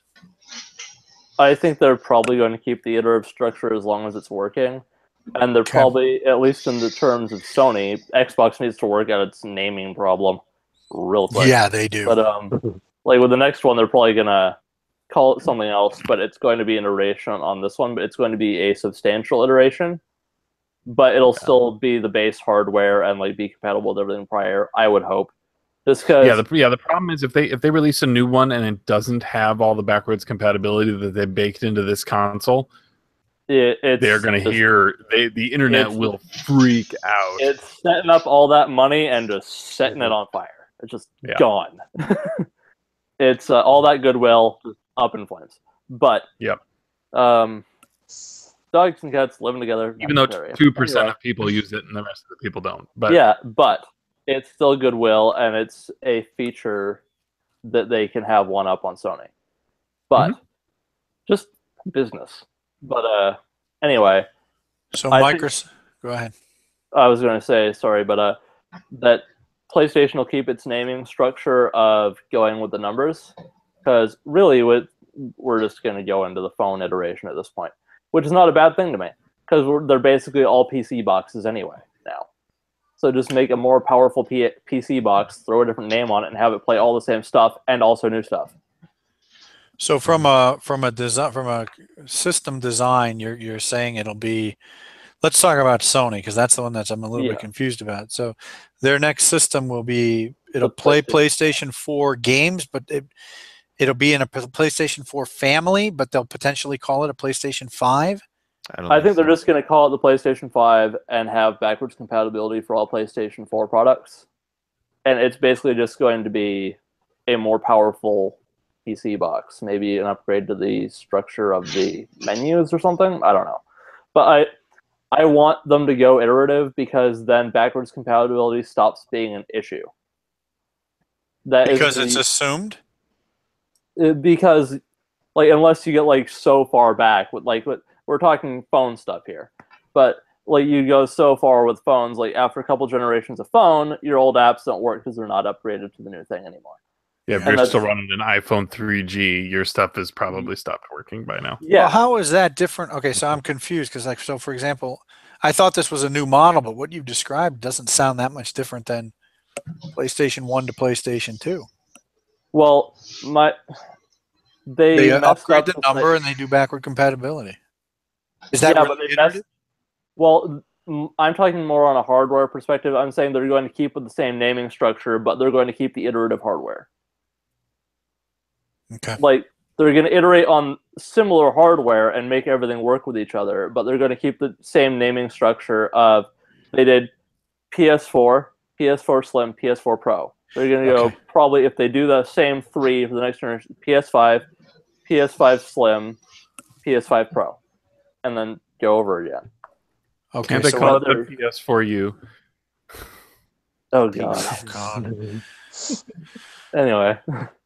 So when you say iterative, you actually mean you don't necessarily mean cross generation. You mean they're going to iterate within a generation and have multiple levels of PlayStation 5s. I'm going to say it's basically going to be a more powerful PS4, but call it a PS5. I see. Like they do with phones. Well, yeah. They beef up the processor, they beef up the graphics capabilities, and they throw in a number. But they keep the design, and the fairly, software and everything. Yes. Okay. Like they're not going to try and build a cell processor for PS5. No, that's where they really kind of broke it, was with the PS3. Yeah. Because then everything worked differently than it had before. Yeah. And it screwed everybody up. Yeah. That's what I want to stop. It's because the backwards compatibility is a huge thing now, especially with the Xbox One X. That's where we should be, because this is the only media format that you require owning previous players for the vast majority of the things that came out at that time. That is a huge entry black mark on this medium compared to books and movies. Like movies, like people talk about games coming out and being re-released. Oh, that's cheap. That's cheap. Movies do it all the time. Books get new printings. It's like, what do you want out of this medium? Do you want people to access it, or do you want it to be an exclusive club? If we want it to be accepting to people getting into it, it needs to be backwards compatible, and iteration is the best way to do that. I don't know if I just rambled nonsense, but no, I got you. That's basically my point. Yeah. I wonder what Xbox is going to do, because their naming convention's all screwed up. Yeah, they just need to change the naming convention, but they can iterate on the hardware. They need to just call it Xbox and drop that other shit, excuse me, and just call it Xbox, and then come up with some kind of secondary name to differentiate the iterations or the generations, however they want to do it. They should just go back, and whatever number of consoles they're at now, just go back to whatever it is, 4, 3, 2, before, 8, whatever it is. Yeah, they already went back on 1, so I could. Yeah, but technically, technically they're already there. If you look at Xbox One X as a XBOX, right? Like it's there. Yeah. Yeah. So if they just cut the Xbox One X nomenclature and just use the acronym, as a platform, they should agree. But they should just call it Xbox. Yeah. And then this notion is ridiculous. I mean, I can't even conceive of how they could. I don't know what to say. Calling the Xbox. I don't know what they were thinking. Absolutely ridiculous. Stupidest name ever. They need to name their consoles after big cats, I think. Do like a they could do what they do with Windows releases. Yeah, like they've done. I think Kyle's onto something here. Tacoma. But what do they do when they run out of big cats? Start going to prehistoric cats? Yeah. Xbox. Mammoth.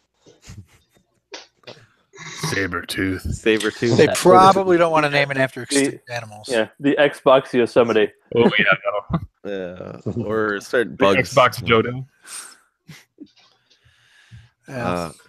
I still think that Xbox is just going to become I think Xbox is going to become like a TV service that within 5 years that you pay for $10 a month and you have Xbox Live built into your television. You can pick up like a controller and sync it with your television. Like Netflix kind of thing. Yep. I think that's what Xbox is going to be. Honestly, I'm fine with that. Phil said that in his Forbes interview, right? That they're 3 years down the road, they would love to have something that does that. Box involved. Mm-hmm. It's kind of like PlayStation now, then. Yeah, I was going to say Sony seems ahead of them on that regard. Some TVs and some Sony Blu-ray players have that built in. The thing is, they have their own cloud system. I think in much better shape than. Which one bought Gaikai? Just because of how many companies, like on an enterprise from an enterprise standpoint, are using Azure and that kind of stuff. I think we need to get to a place where everyone can kind of agree. Like the cross-play argument that's going on right now is going to hopefully lead here, but where we can just go, okay, these companies are now putting out services with their own content, but they can all be played on the same box. Well, the other thing is too is these TVs are getting so like every year there's so many, like they're already talking about 8K, and so it's like every year they're TVs already look phenomenal, and they're trying to keep topping that. Well, how do you top that? You keep adding more smart features to it. So, one, let's say if they can come up with some program to put an Xbox built into a TV, so you can play these games, stream them basically. Yeah, the new line of. Sorry, go ahead. I was just saying, I can see 5 years down the road that being the thing, basically. Like that's the thing is now Xbox comes or PlayStation comes built into the TV. Yeah, the new line of LG's 8K television line for the year with Xbox included. Yeah, I could see that easily. Yeah, and here's why I'm okay with that. And you'd go the physical media argument of like that going away. I don't think it necessarily needs to, because you can still buy CDs and you can still buy Blu-ray movies. I think that the ideal here would just be to go the movie route. Everything can play on the same box, or people can put out their own boxes, but it'll play everything. The company's exclusivity goes to services, which can all be played on the box, or you can get a service that's digital and streaming. Yeah. But the people that want their physical thing can still get it, like with movies and music. It's just in smaller numbers. But they can also then still also probably include with the streaming service, like, oh, this is the original Xbox game or a 360 game, and then there's... Yeah. But my thing is I just want people to be able to go back and play the games without having to hunt down in a thrift store, as fun as that is, or go on eBay and pay an exorbitant amount to get the old console and then find the physical disc and play it. And it's like, that's just irritating for people. It's like, oh, I heard this game was really good. I can't play it because it costs $500 to go back on eBay and get this damn thing. And I think Sony's route is to copy the Switch. That's my route for the PlayStation 5. I ultimately think that's what the PlayStation 5 is going to be. It's just a rip-off where you can dock it to your TV and take it with you. Is it like a tablet that you can insert a disc into the tablet? And would you do it as like a more beefed up Vita? Is that we kind of covered this a couple weeks ago, didn't we?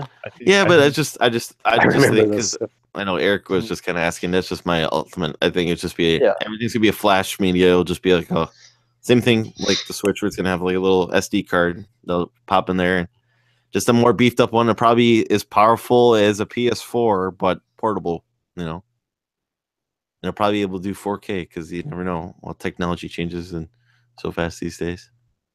Maybe not. It depends on if they want to keep disk technology, because that's much cheaper to produce. Mm-hmm. And they can always still have a disk drive in the dock. You just have to sync it up with your service and like say if you wanted a disk thing to work, but you don't have a disk drive in the tablet. You have it docked, you put the game in and sync it up, and then you go and it works for either the day or however long until you have to resync it up with the dock to prove you still on the disk. Or just all saves to an SD card and it's digital.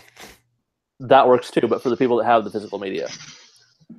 I see physical going away. I do. I do too. I know. People. I know you don't want to, and I don't want it to go away either. But I think it's just seeing how big CD aisles and DVD aisles and Blu-ray aisles used to be, to just seeing them being set to about 2-3 rows now. Yeah, nothing I've said really, I think, puts the point that I'm trying to defend that physical media needs to stay. I'm just saying that if they go the movie route and music route, it's like, 90% of it's going to be digital. And it's going to be services and people do it that way. But the people that really want their physical media are still going to be able to get them, just in lower quantities. Yeah. And if they do the dock with the disc license renewing thing, like I just said, they can also still have a 4K Blu-ray player in there. And that's going to sell to people who just want a home media system and also a thing they can take in with them. I just think if you make it digital easier and cheaper, then people are going to go for that. But for the people that want the physical media and boxes, they'll still buy them. It's just going to be a lower amount. You want to market as mass amount of market as you can. I know. I just know how Netflix kind of helped it, where people are like, we don't need this anymore. And just giving an example, I was talking with my sister yesterday because I was like, well, do any of my nephews want one of these Blu-rays for Christmas?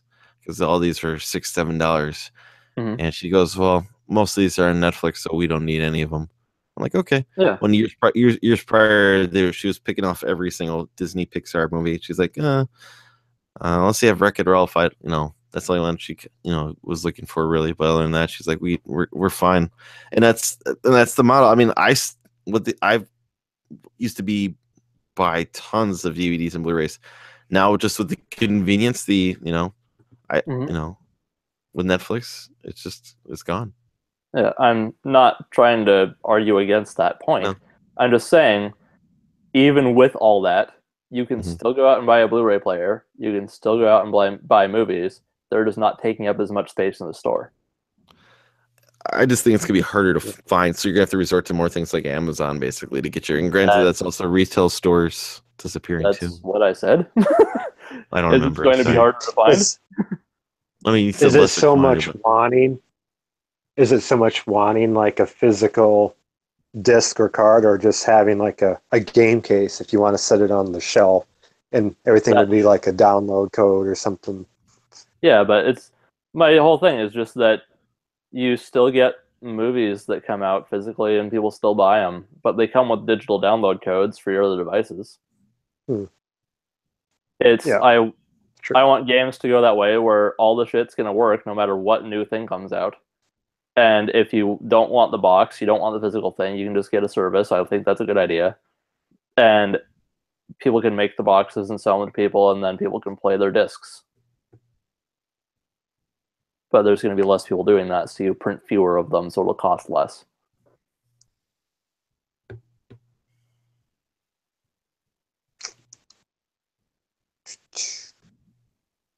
Not unless our internet's all gone. What? Oh, America's internet. That's gonna make Ultra 4K and whatnot a lot harder. No, I didn't hear what you said.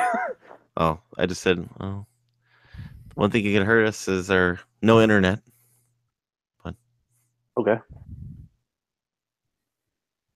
Oh, are you talking about like the net neutrality thing or whatever? yeah, Okay. it's gonna be real fun for going digital if that's the case.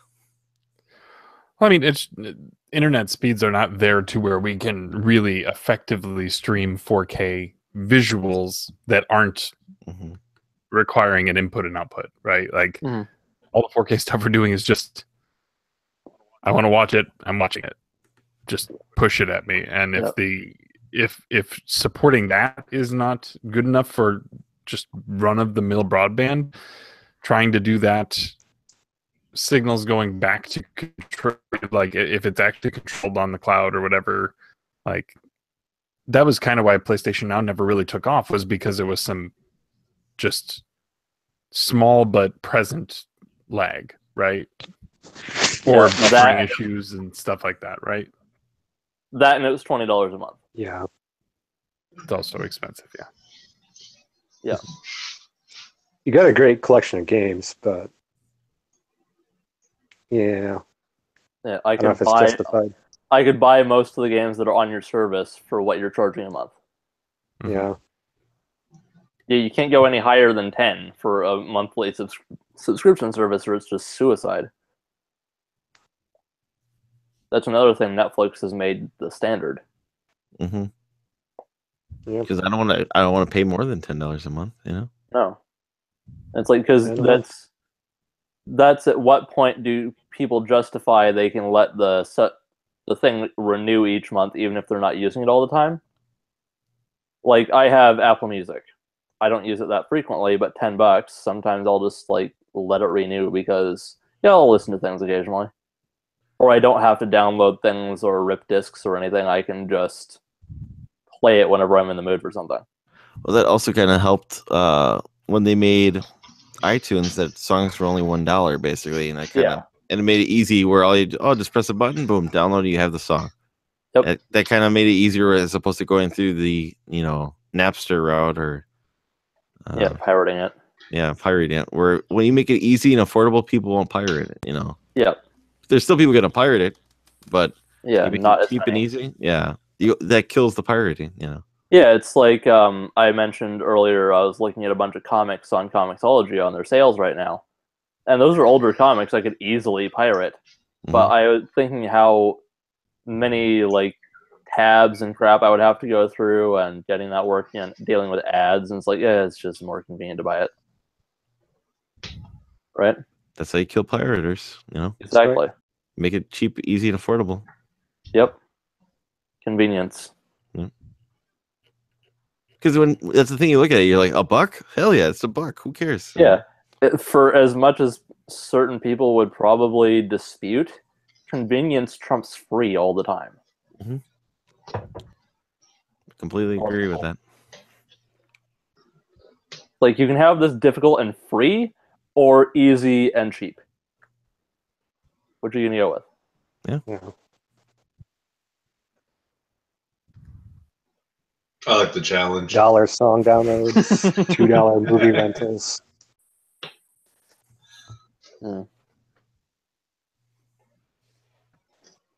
Yeah, actually, I could get movies for free from the library, but I'd have to go to the library, and it's becoming more and more appealing to me to just like rent the movies I really want to watch digitally for $5. Well, that and you would have to worry about returning it back in time. Yeah. And I'll admit, responsibility sucks. I am not the best at returning that shit on time. I've got a stack of stuff that's been sitting here way too long. If movies were digitally or just $1, to rent for like one-time viewing, I would do it all the time. Yeah. Who cares? It's $1. I remember renting from video stores was like $1, $2 basically. But the thing that's a big turn off for me is that it's like $5 or $6, $7 a movie basically through like PlayStation Store. So yeah, you can get it for 48 hours. Like, I don't need it for 48 hours. I need it for an hour and a half. I just want the one-time viewing. Sell it to me for $1, and after the one-time viewing, great, you can remove it. Yeah. Or PSN had those 99-cent rentals for a while. It's kind of a big hit. I mean, they still do. They There's not anything people actually care about renting for the most part. True. Sometimes they have good stuff in there, just very rarely. And even like for Canada, like that stuff will go up to like, okay, you want to rent it in HD, it's $3. Cool. Yeah. But actually, the first movie I think I rented digitally was Ghost in the Shell 2.0 edition of it. I think I rented that on Xbox, and I had it for 48 hours. So I watched it, went to bed, got up, and I'm like, screw it, I still have this thing, and I'm gonna get my money's worth. I'll watch it again. I haven't done that with any other movies, but Ghost in the Shell. That was one of those movies that I have seen that way more times than I probably should have. It's just it's a good movie, but it's not like my favorite movie of all time. So why have I watched it 14 times? It's just kind of one of those things like... It's like John Carpenter's They Live. What? John Carpenter's They Live. What about it? I've watched that probably, like 50 times. Yeah. Sometimes you get one of those movies that you can just put on and just relax and have it on in the background. Ghost in the Shell probably doesn't sound like one of those movies that you can do that with, but it is for me. I'll stop talking about that in a second, but just one fun fact about that is, one time, just for the sheer hell of it, because I own it on Blu-ray now, I knew that they changed a voice in the 2.0 release of the Blu-ray in Japanese. Like, because you have the English dub and you have the Japanese, and you have the original version of the film and the 2.0 version of the film on there, and they both have English and Japanese on there. So one time I had a day free, so I just watched the movie 4 times back to back to see the differences in all 4 versions.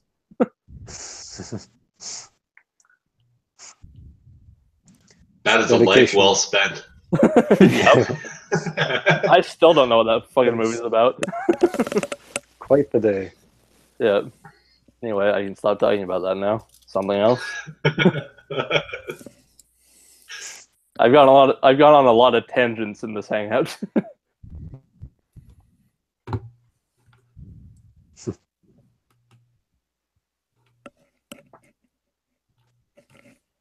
I've just been so utterly consumed with cleaning my house and all this kind of stuff to do with it and prepping it and everything like that. Are you still at the old house or the new house? Yeah, this is the old house. I'm just in like this. If you've seen my game room tour, I'm in the cleaning office kind of cubby hole thing that I have here. So my game room's actually like over here on that side. Mm-hmm. But yeah, so there's nothing in my game room. It's bare walls and a television and a stereo receiver and the Retron 5 because I saved like just enough stuff to do the December 8th live stream thing. It's empty except for these 5 things. Yeah. It's relatively empty, let's put it that way, because 2,000 video games pretty much went out the door on Sunday. You could work for Diego's Movers. I saw that. Yeah, the place is empty. I could. It was a pretty epic journey. It's like they left their own box. And yep, it's empty, all right.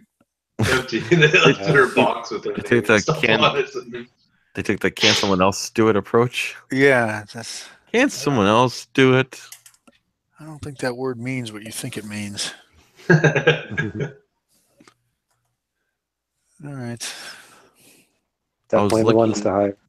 I was looking at because I see through Krill's the guy who invented the EverDrive. He's got 20% off everything on his website on Thanksgiving. I was probably gonna order the EverDrive for the NES though. I was thinking about that one. How many of those things do you have now? Just one. I have the one for the Turbo, and I like it a lot.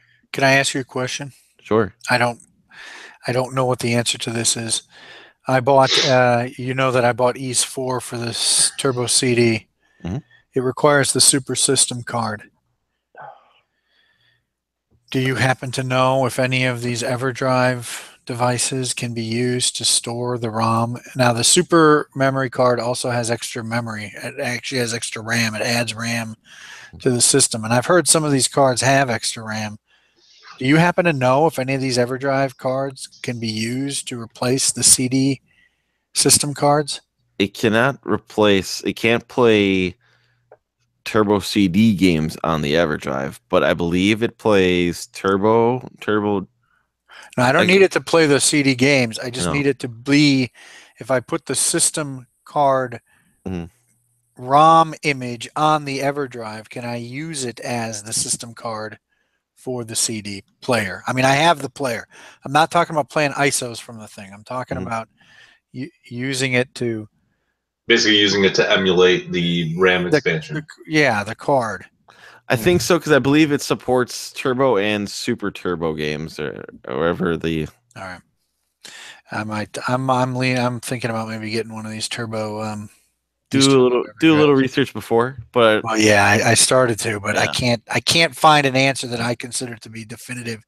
It said what you said, which is they can't play Super CD games, but they mean off the card itself. That's not what I need. I need it to, if I take the Super System CD-ROM, because it does work and will play if you have a Super Turbo, whatever it is. It will play those games with that card, I believe. Okay. Well. Because there is a file, I believe. I was playing this the other day, and there is a Super Turbo file. Because I just did a full-on ISVG Collectaholic. He told me, I believe I forgot, one guy makes really good complete download patches for the EverDrive, basically. So you just download that, and then just unzip it, and then you just click and drag all of the ROMs to the SD card, and then you're good to go. You don't have to do every single individual download for every game. You just download the package. You have every single game uploaded to you.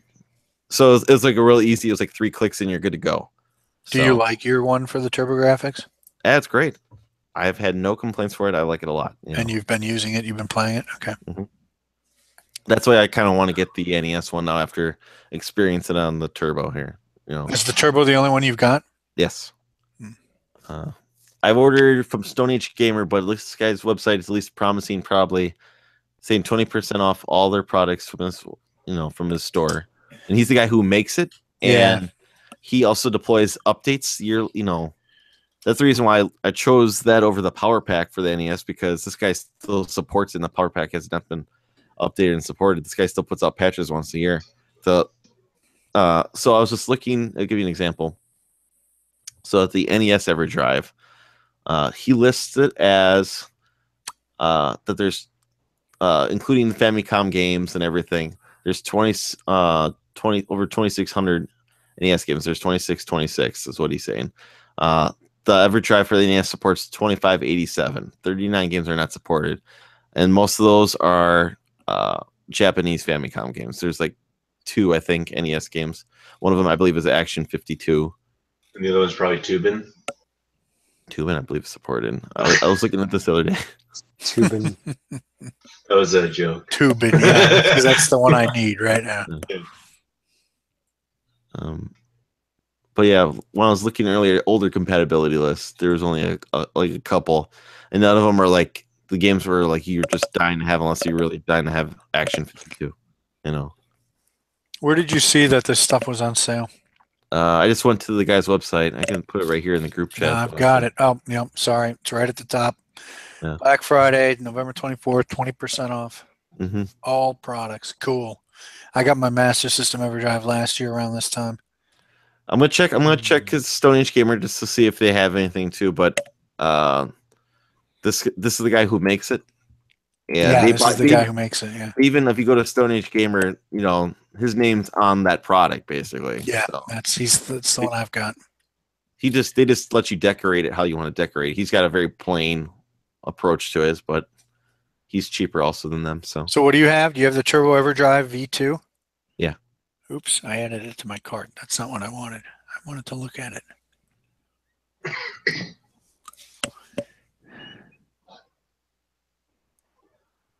Yeah, see, it says it's got 4 megabyte of RAM memory. Mm-hmm. That implies to me that it could be used as the Super System card. And I think with the right ROM image loaded on it. Yeah, I think I watched Gamester's video review before I purchased it, and I believe he said it supports the Super Turbo games. Okay, I'll check that. That's good to know. Gamester talked about it. It's either Gamester or Adam Corlick, one of the two. They did both reviews, and I watched both of them before I purchased it. So just check it before your Black Friday purchase here to be safe. Yeah, I will. Yeah. Ooh, I'm tempted now. 20% off. Yeah. 20% off. $86. Mm-hmm. Do you know what that is off the top of your head? It is $17.40. Yeah. Nerd. Sorry. No. Musty did it faster. Yeah, it's about $17. All right. That's good. That'll bring it down to 70-ish, a little less than $70. Cool. We'll see that on a future Q-Dog pickup video. Well, if I actually pull the trigger, yeah. But Ryan, you should get that Master System one with the FM chip in it. That's a great way. Actually, that's not a bad idea too. The Mega Drive one with the FM chip. No, you know what? It's not an EverDrive. I bought 2 of them together. I got the Power Base Mini, which has the FM chip in it, and then I bought the EverDrive, and they work together. So you can throw all your Master System games on the EverDrive, pop it in the Power Base Mini, play it on your Genesis, and get FM sound. That's not a bad idea for them. Yeah. You just bought a Power Base converter, I know, so it's kind of... Yeah. But it's one really easy way to get Master System FM sound if you were, for anybody who's interested in that, which is probably not interesting to most people. But is it the Mega? So I have the normal Power Base Mini. Yeah, do you? Yeah. Yeah. Works. It's nice because, like I was telling Ryan or some of these guys at PRGE, I sawed the back off of my Power Base converter so it would fit on a Genesis 2. I literally took a hacksaw to it. Mine's nice. You're not the only person that I know who did, because one of the guys who I know who's a reseller around here apparently did it himself too. So he did it because he's like, oh, and I can sell it this way. And I was like, well, I don't want it that way. I was like, I know. So you can keep it. You ruined it. Well, I actually have 2 of them. One of them is completed. One of them is not sawn, and one of them is. Master System. I'm looking at the EverDrives here, trying to find that one. I don't know. I bought mine from Stone Age Gamer, so it came in the cart. Like on his page, this guy Crix, he just has the bare board. It would appear. Yeah. I bought it from Master EverDrive. Yeah, I bought it from Stone Age Gamer, and they put it in a cartridge in a little case, and it was probably more money, but I got it for 20% off too. So anyway, FYI. Mhm. But the Power Base Mini with that's what I was actually thinking of. The Power Base Mini with the FM sound. That's a nice. Because he does sell these boards to them basically. Because they do look on his website. He says like U.S. sellers and Stone Age gamers on his U.S. seller post. Yeah. Stone Age gamers. So I have to take a gander with because they're selling it for the same thing, the base edition, but it comes with the cartridge. Yeah, you're right. Actually, I just wanted it to have the whole. No, it's $14 if I want to add a shell to it. Apparently, it's Stone Age Gamer. Yeah, but I would do it because I would want a shell. You would do it? Yeah, because I would want a shell. I don't want to lose. Yeah, it's nice. It's a nice. It's a nice product. All right, I'm having trouble with Stone Age Gamer right now. Yeah, I have to wait. I have yet to see any announced sale prices on their website. So, well, they might. Maybe they'll do Cyber Monday. I think they usually do something on the big holidays. They usually do like EverDrive sales or something. Yeah, but it's usually that's why I think I bought mine last year at this time. Yeah. For that exact reason. Hoping they get that 20%. That'd be nice. Yeah, it would be nice. I'm not sure if he operates out of the United States. That's the thing. So it might be a little bit longer to get to you. Not sure, but okay. But if he's offering 20% off. Well, let's see. I think he's only charging $6 shipping too. So Stone Age. No, Crix. I don't know if there's an L in there. I'm sorry, I didn't see one. No, I just don't know how to pronounce it. What I got here. Master EverDrive. I got the deluxe edition. It was 15% off when I bought it last year. Okay. I bought it on November 25th for 15% off. So that brought it to just under 100. Mm-hmm. But it came with the cartridge, the case, and some other junk. And the Power Base Mini was $70, and it was 25% off. Also bought on November 25th, which would have been probably literally Black Friday last year, the actual day. So check back on Black Friday, I would say. I will. Let me see if I'm right about that. All right, guys, I'm going to bounce out. Sorry. See you, Troy. See you, Troy. 25th was a Friday, yeah. So Black Friday. 24th is a Friday this year. Yeah, so look on it on Friday this year. Stone Age I'm talking about. Mm-hmm. All right. Well, you could find a way to buy the things from that Mr. Mixelblick. Whatever the hell. Mixelblick. It's a Superman joke. There's a villain named Mr. Mixelblick or something like that. Yeah. All right. Yeah, I may get going here too. Oh. Troy just posted his purge picture. Oh no, that's Cartridge Canuck. What the hell is he doing? He's purging stuff? He stopped watching hockey for a minute. Yeah, well, it looks like he's selling off quite a bunch of stuff. Let's take a gander at this here. Oh, man, he's got some good Master System stuff there. Captain America. Does anybody know what he's doing with it? Should I contact him? Is he eBaying it? You probably should. There's Sonic the Hedgehog in there. There's what? Yeah, I know. Sonic in there. I already have him. But he's also got the Cyber Shinobi. He's got Streets of Rage. Streets of Rage 2, it looks like. These are not U.S. games. Looks like Dracula 3. Dracula's Curse or Castlevania 3 right there. Are you looking at the NES stuff? Yeah. Oh, come on. Give me a break. See if there's anything I'm missing here. You can't read those labels. There's a Terranigma on Super Nintendo. How the hell can you read that? I zoomed in. Oh. I thought you had like those awesome eyes for labels. Mega Man and Bass or Bass. Really? That's probably reproduction. Well, yeah. So's Terranigma. Oh, I can see it. No, you're looking at the ones on the right side, which are big. I thought you were taking the ones all the way over on the left. Are you gonna ask for that Sonic the Hedgehog though on the Master System? No, I already have it. I mean, if it's the one with the sticker. Well, yeah, it'd be. I think it would be unusual if in Canada they had the one with the U.S. sticker on it, but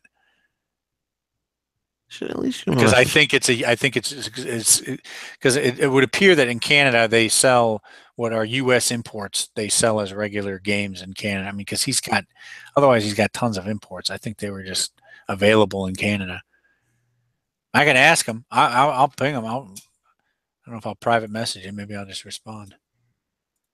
Should I respond or should I PM him? He has to be following me for me to PM him. I don't know if he still follows me. Well, should probably get on it before Dean does. Well, if Dean gets on it, then he's going to want to send it to Dean. Look, they're seeing each other next week. Oh, okay. Ooh. The race is on. Cartridge. Because they're going to see Symphony of the Goddesses.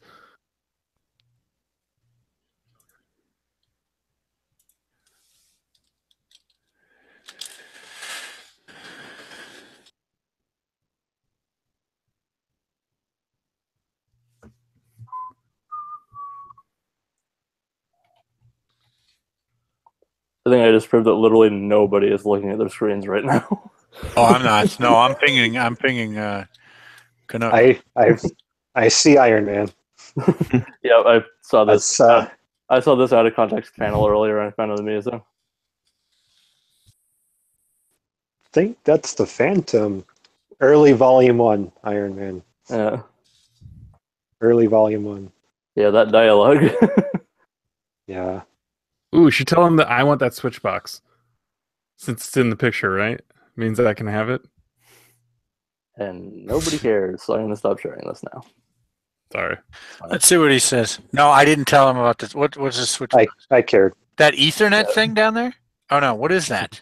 That's the 8x2 Extron switcher. I have to do one Iron Man thing every time you're on. That looks high end.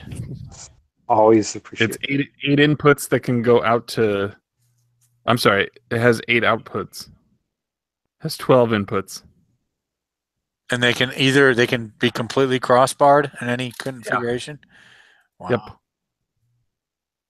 So he can feed it to whatever TV he wants to feed it to. Dean's already on it. He's already replied. Dean's already bought half the stack. What are you talking about? He's already like, wait, what? April Fools. I hate being that guy. Like, oh, you're gonna purge stuff? Oh, let's work something out. But I don't hate it enough to not actually do it in this case. All right. I think I'm gonna go.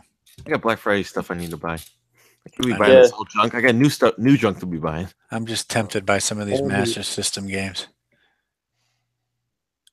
It's easy to be tempted by the titles you can actually read. Yeah. Well, yeah. And I can read them, yeah. Huh. Some good ones there. Okay. I gotta take off. I gotta get some stuff done. I'll talk to you guys next week. Yep. Goodbye. Bye. Bye, Mr. Dog. So if my goal is to continue to finish a game a day,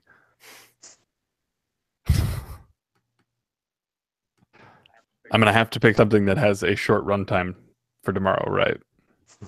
Yeah, Splatoon 2. There's no way I can start and finish near Splatoon 2 is about a 5-6 hour game tomorrow. Yeah, you're talking about Splatoon 2 is no longer in my possession. You're talking about Vanquish, though, right? Yeah, I was looking at Vanquish. That's like 6 hours. How many letters of the alphabet do you have left to go? I have E, K, V, X, and Y. I moved Uncharted Drake's Fortune to D, and so that I can put Uncharted 2 Among Thieves into that spot, or something else that starts with it. If you do an all-day gaming thing, you could probably get Uncharted 2 done tomorrow. It's about 12 hours or so, 12, 14 hours. Got a video to make tomorrow, too. Yeah, it's almost Thursday. Otherwise, there's going to be no second breakfast on Thanksgiving. We don't want that.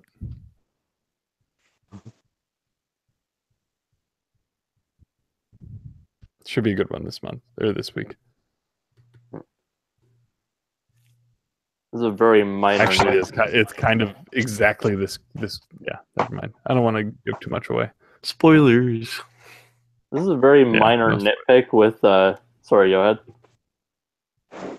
No, I don't. And I'm not like trying to like pick anything apart with second breakfast, but I'm just wondering, like the way you introduced that, like nothing that a hobbit loves more than another helping of second breakfast.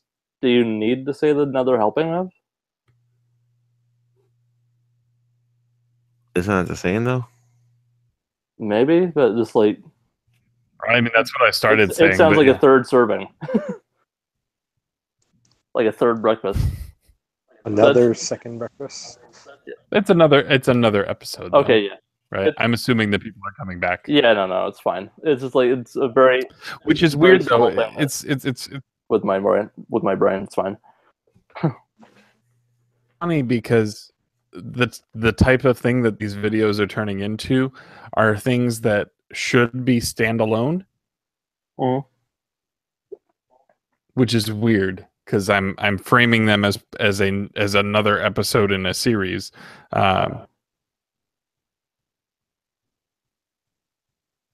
It's just like, if the intent is to hook that so and so who's looking up 5 Xbox 360 games that have less than 1,000 gamer score, or something quirky or weird like that. Showing up and being like, "Oh, I'm in this show that is bigger than just this video."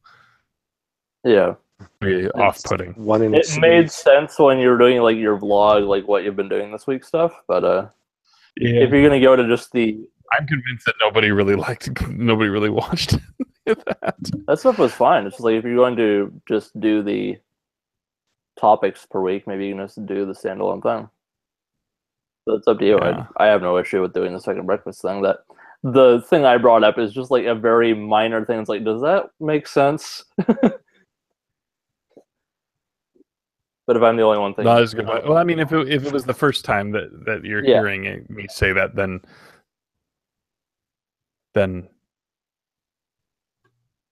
it was a very minor weirdness in my mind. It's fine. It bugs me for exactly 1 second every week. The topic. Nah, I've got a good one this week. I just need to, hoping that it ends up being a shorter episode than usual.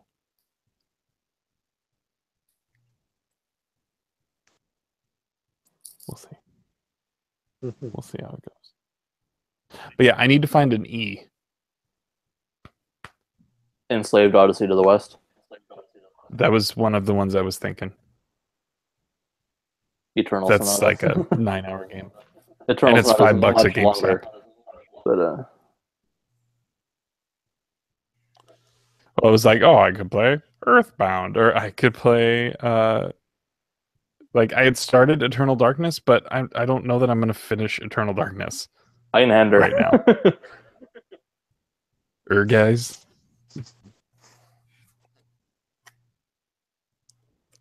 Evil Within. See that? Yeah. I feel like that ship has sailed though at this point. That was my E.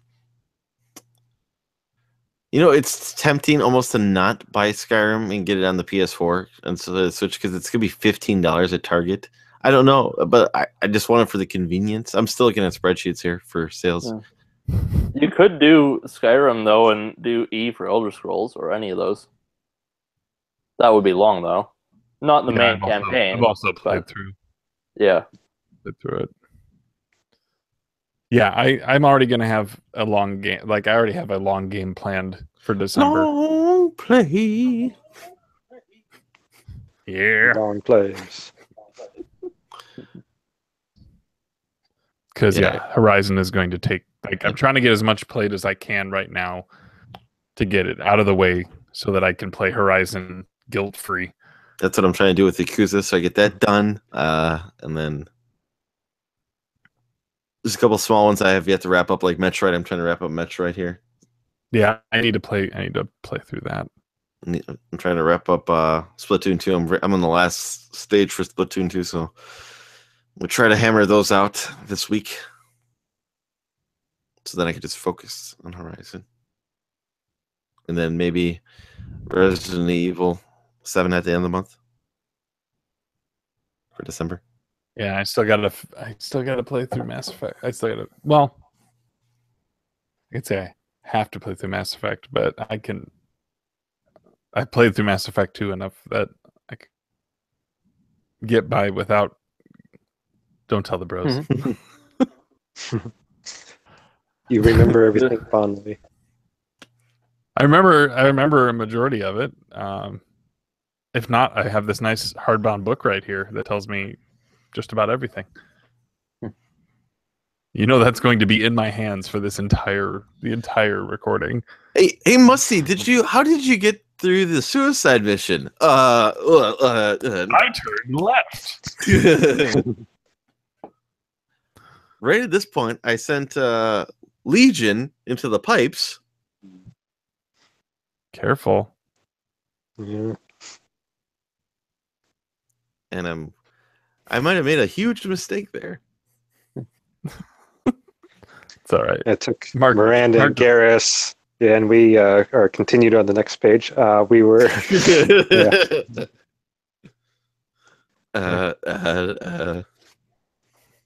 Legion of Doom, the tag team wrestling. Yes, they Hawk and Animal tagged in. That's right.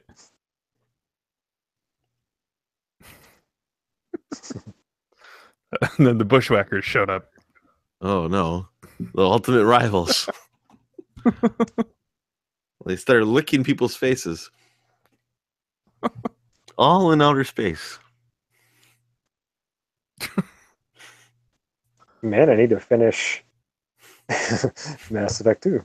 Well, you gotta do one of those side missions though to unlock the Bushwhackers, though. If Kevin still had a soundboard.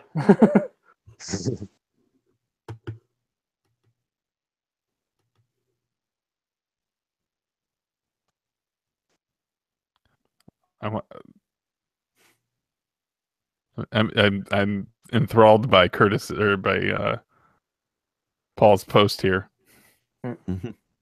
He just wants attention. That's all he's doing. Nobody's talking to Cartridge Connect, so he's like, "No, I'll put a whole bunch of games on there, and everyone will want my games." I know Paul's tricks. Gotta get Paul to make an appearance. You know what? He would get a lot more traction if he just showed up on the the thing he invented. the thing he invented. Oh, the days when he owned these things, and then I could leave, and you guys could keep talking. It used to be called Let's Hang Out. Now it's just the Hangouts. Yeah. Good old Connect. That's because Musty changes the default title on the archives. Well, I used to put something, right? Now I just put it down to the date because. Yep. That was just a very light jab. Like, yeah, I at least am going back and checking the photo. Mm-hmm. Thank you. You just usually don't get to it until the following morning. My face is always like the default thumbnail. I think it was me for like 3 weeks.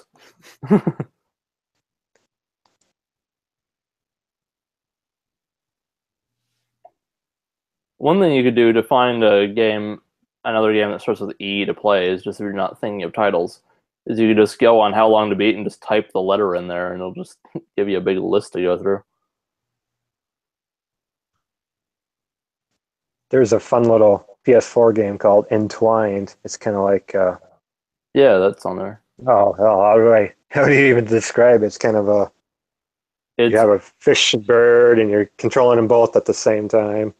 it's like Res with less sense. Yeah, It's like it's kind of like Flower meets Res in a way. yeah. You know what I mean? Each thumbstick kind of controls one of the characters, and you kind Yeah, of going through this tunnel, and you're going through zones and picking yeah. up. It's not like it's not like a shooter game or anything, but it is Yeah. this kind of on rails thing, and you're controlling and picking things up, and it's kind of more relaxing, like Flower would be, but it's got that kind of gameplay loop of Res. Okay. Yeah, entwined. Yeah. That might be. I was looking up It's a some other hypnotic games, game. like, because like I played Abzu, I played Thomas Was Alone this year, played Journey this year. I played Gone Home for the first time this year.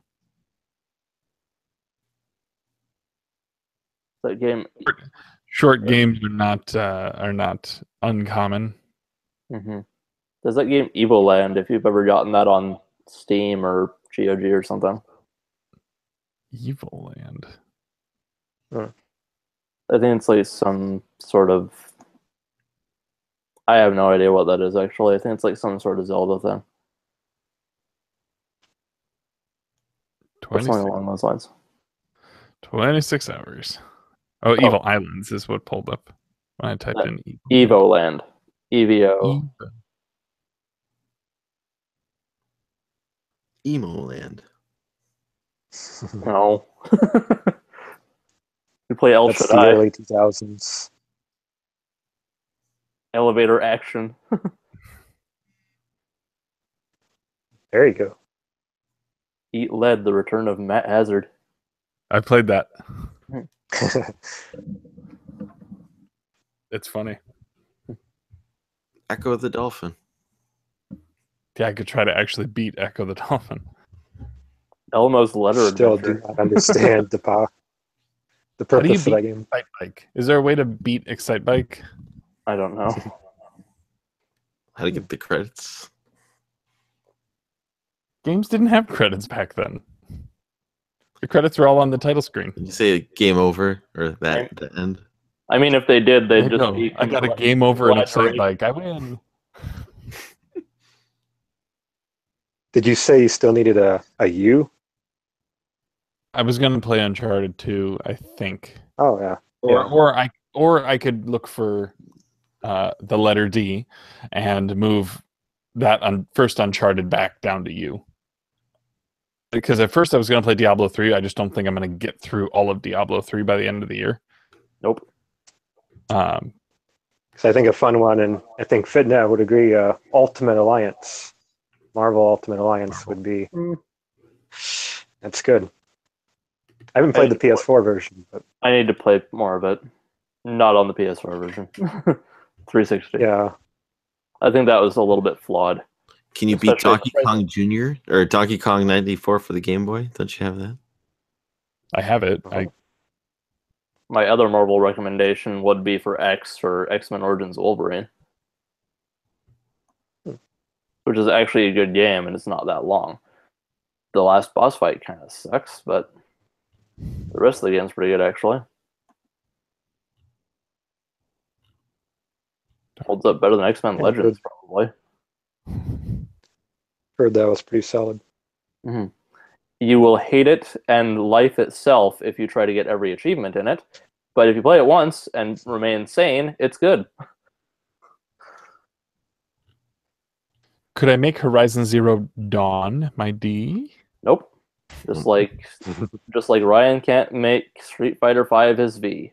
I can. Street Fighter V. Nope. Yep. Nope. Yep. Nope. Well, it's not. And we lost our last viewer. Well, we are past 3 hours. I switched it to Virtua Fighter 4 or 5. At least that one actually has a V in it.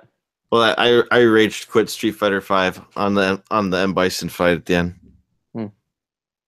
It was infuriating. Where the game was incredibly easy, and then the last boss fight is the difficulty went from being like guys being on 1 or 2 on the level difficulty to 10, and it's almost impossible when you don't play as Ryu the entire game, and then you play as Ryu for the final fight. And I guess they just figured because his moveset is probably the same, but you're trying to figure it out and going against the guy who's level 10. So it's like it's infuriating. And I just don't feel like doing training mode, trying to practice and get all the combos just for this final boss fight. Where I'm just like, I'm done. I'm not playing this game right now. And you could beat Virtua Fighter 5 in like 15 minutes. So that's what I did. There you go. Yep. Be a lot happier. Yeah, I'm just like, because originally it was like, oh, I'll play a Dark Souls game. No way. Yeah, maybe next year. That would not go well. No, definitely not. Then I had Diablo 3 slotted in there for a little bit, and I could go back and play Donkey Kong. Do you have Earth Defense Force? I'm sure that at some point it was a game with gold, and I think I have it. One of them was. Yeah, maybe. I don't have it, but it's just not like that. It might have been.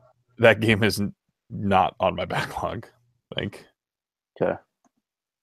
That's not to say that everything I've played wasn't on my backlog prior, but like, Vanquish is something that I wanted to play.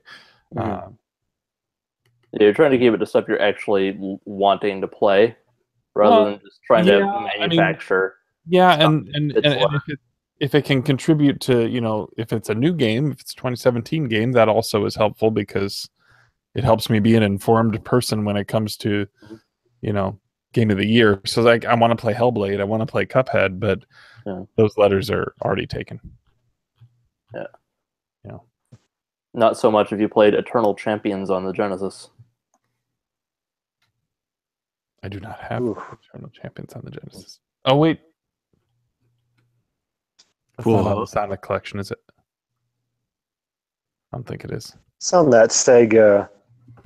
Is it? Sonic Collection. Like, I don't think it is. 60 PS3. What? What am I? I could be wrong, but I can go grab it. I know I played it. I'm just going to pull up prior to getting it, the cart. It was on one of those Sega at games. Maybe the E games that are on that might be what I'm thinking. Yeah, that might be what I'm thinking of. You do have 3 E games as options on that collection, though. You have the 2 Echo the Dolphins, and you have E-SWAT. You also have Vector Man. They just added E-Squad to those Sega Forever games on iOS and Android. Yep, that's not gonna land. I tried to play Comic Zone on there, and oh boy, did that not run well. I just downloaded them recently. The Sonic ones work all right. But... Yeah, it wasn't even a matter of like the controls. It was just like it was so laggy and awful. I'll have to give that one a go.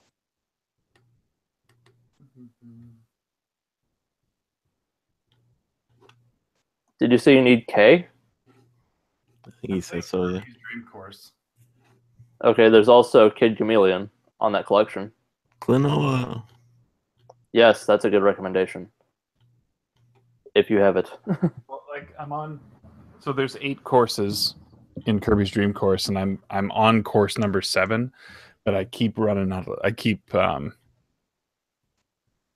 out of lives. Running out of like hole number 7 has this one stretch where if you shoot it straight down this area, there's the big thunderclouds. But if you go off to the sides, it's sloped. And you come off of it on a jump, so you're bouncing at the same time. So it's like... It's frustrating. I really need to get that game. It's on your Didn't you get a SNES Classic? I did you? not. You did not. Okay, it's on there. Hmm. If you do, Someday. but yeah, it's like I'd like to get through those last two and just because that I think is the equivalent of a story mode for that.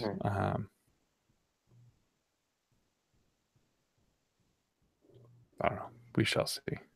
Yeah. All right, guys. I'm probably gonna call it a night. I think we all should. Yep. All right. Goodbye, everybody. All right. See you. Bye, Rocket. Bye. But that musty. See you next week. All right. Hopefully, everyone gets Happy Thanksgiving, all. Yeah, happy good Thanksgiving, everybody. Bye. Except Nat, who already celebrated.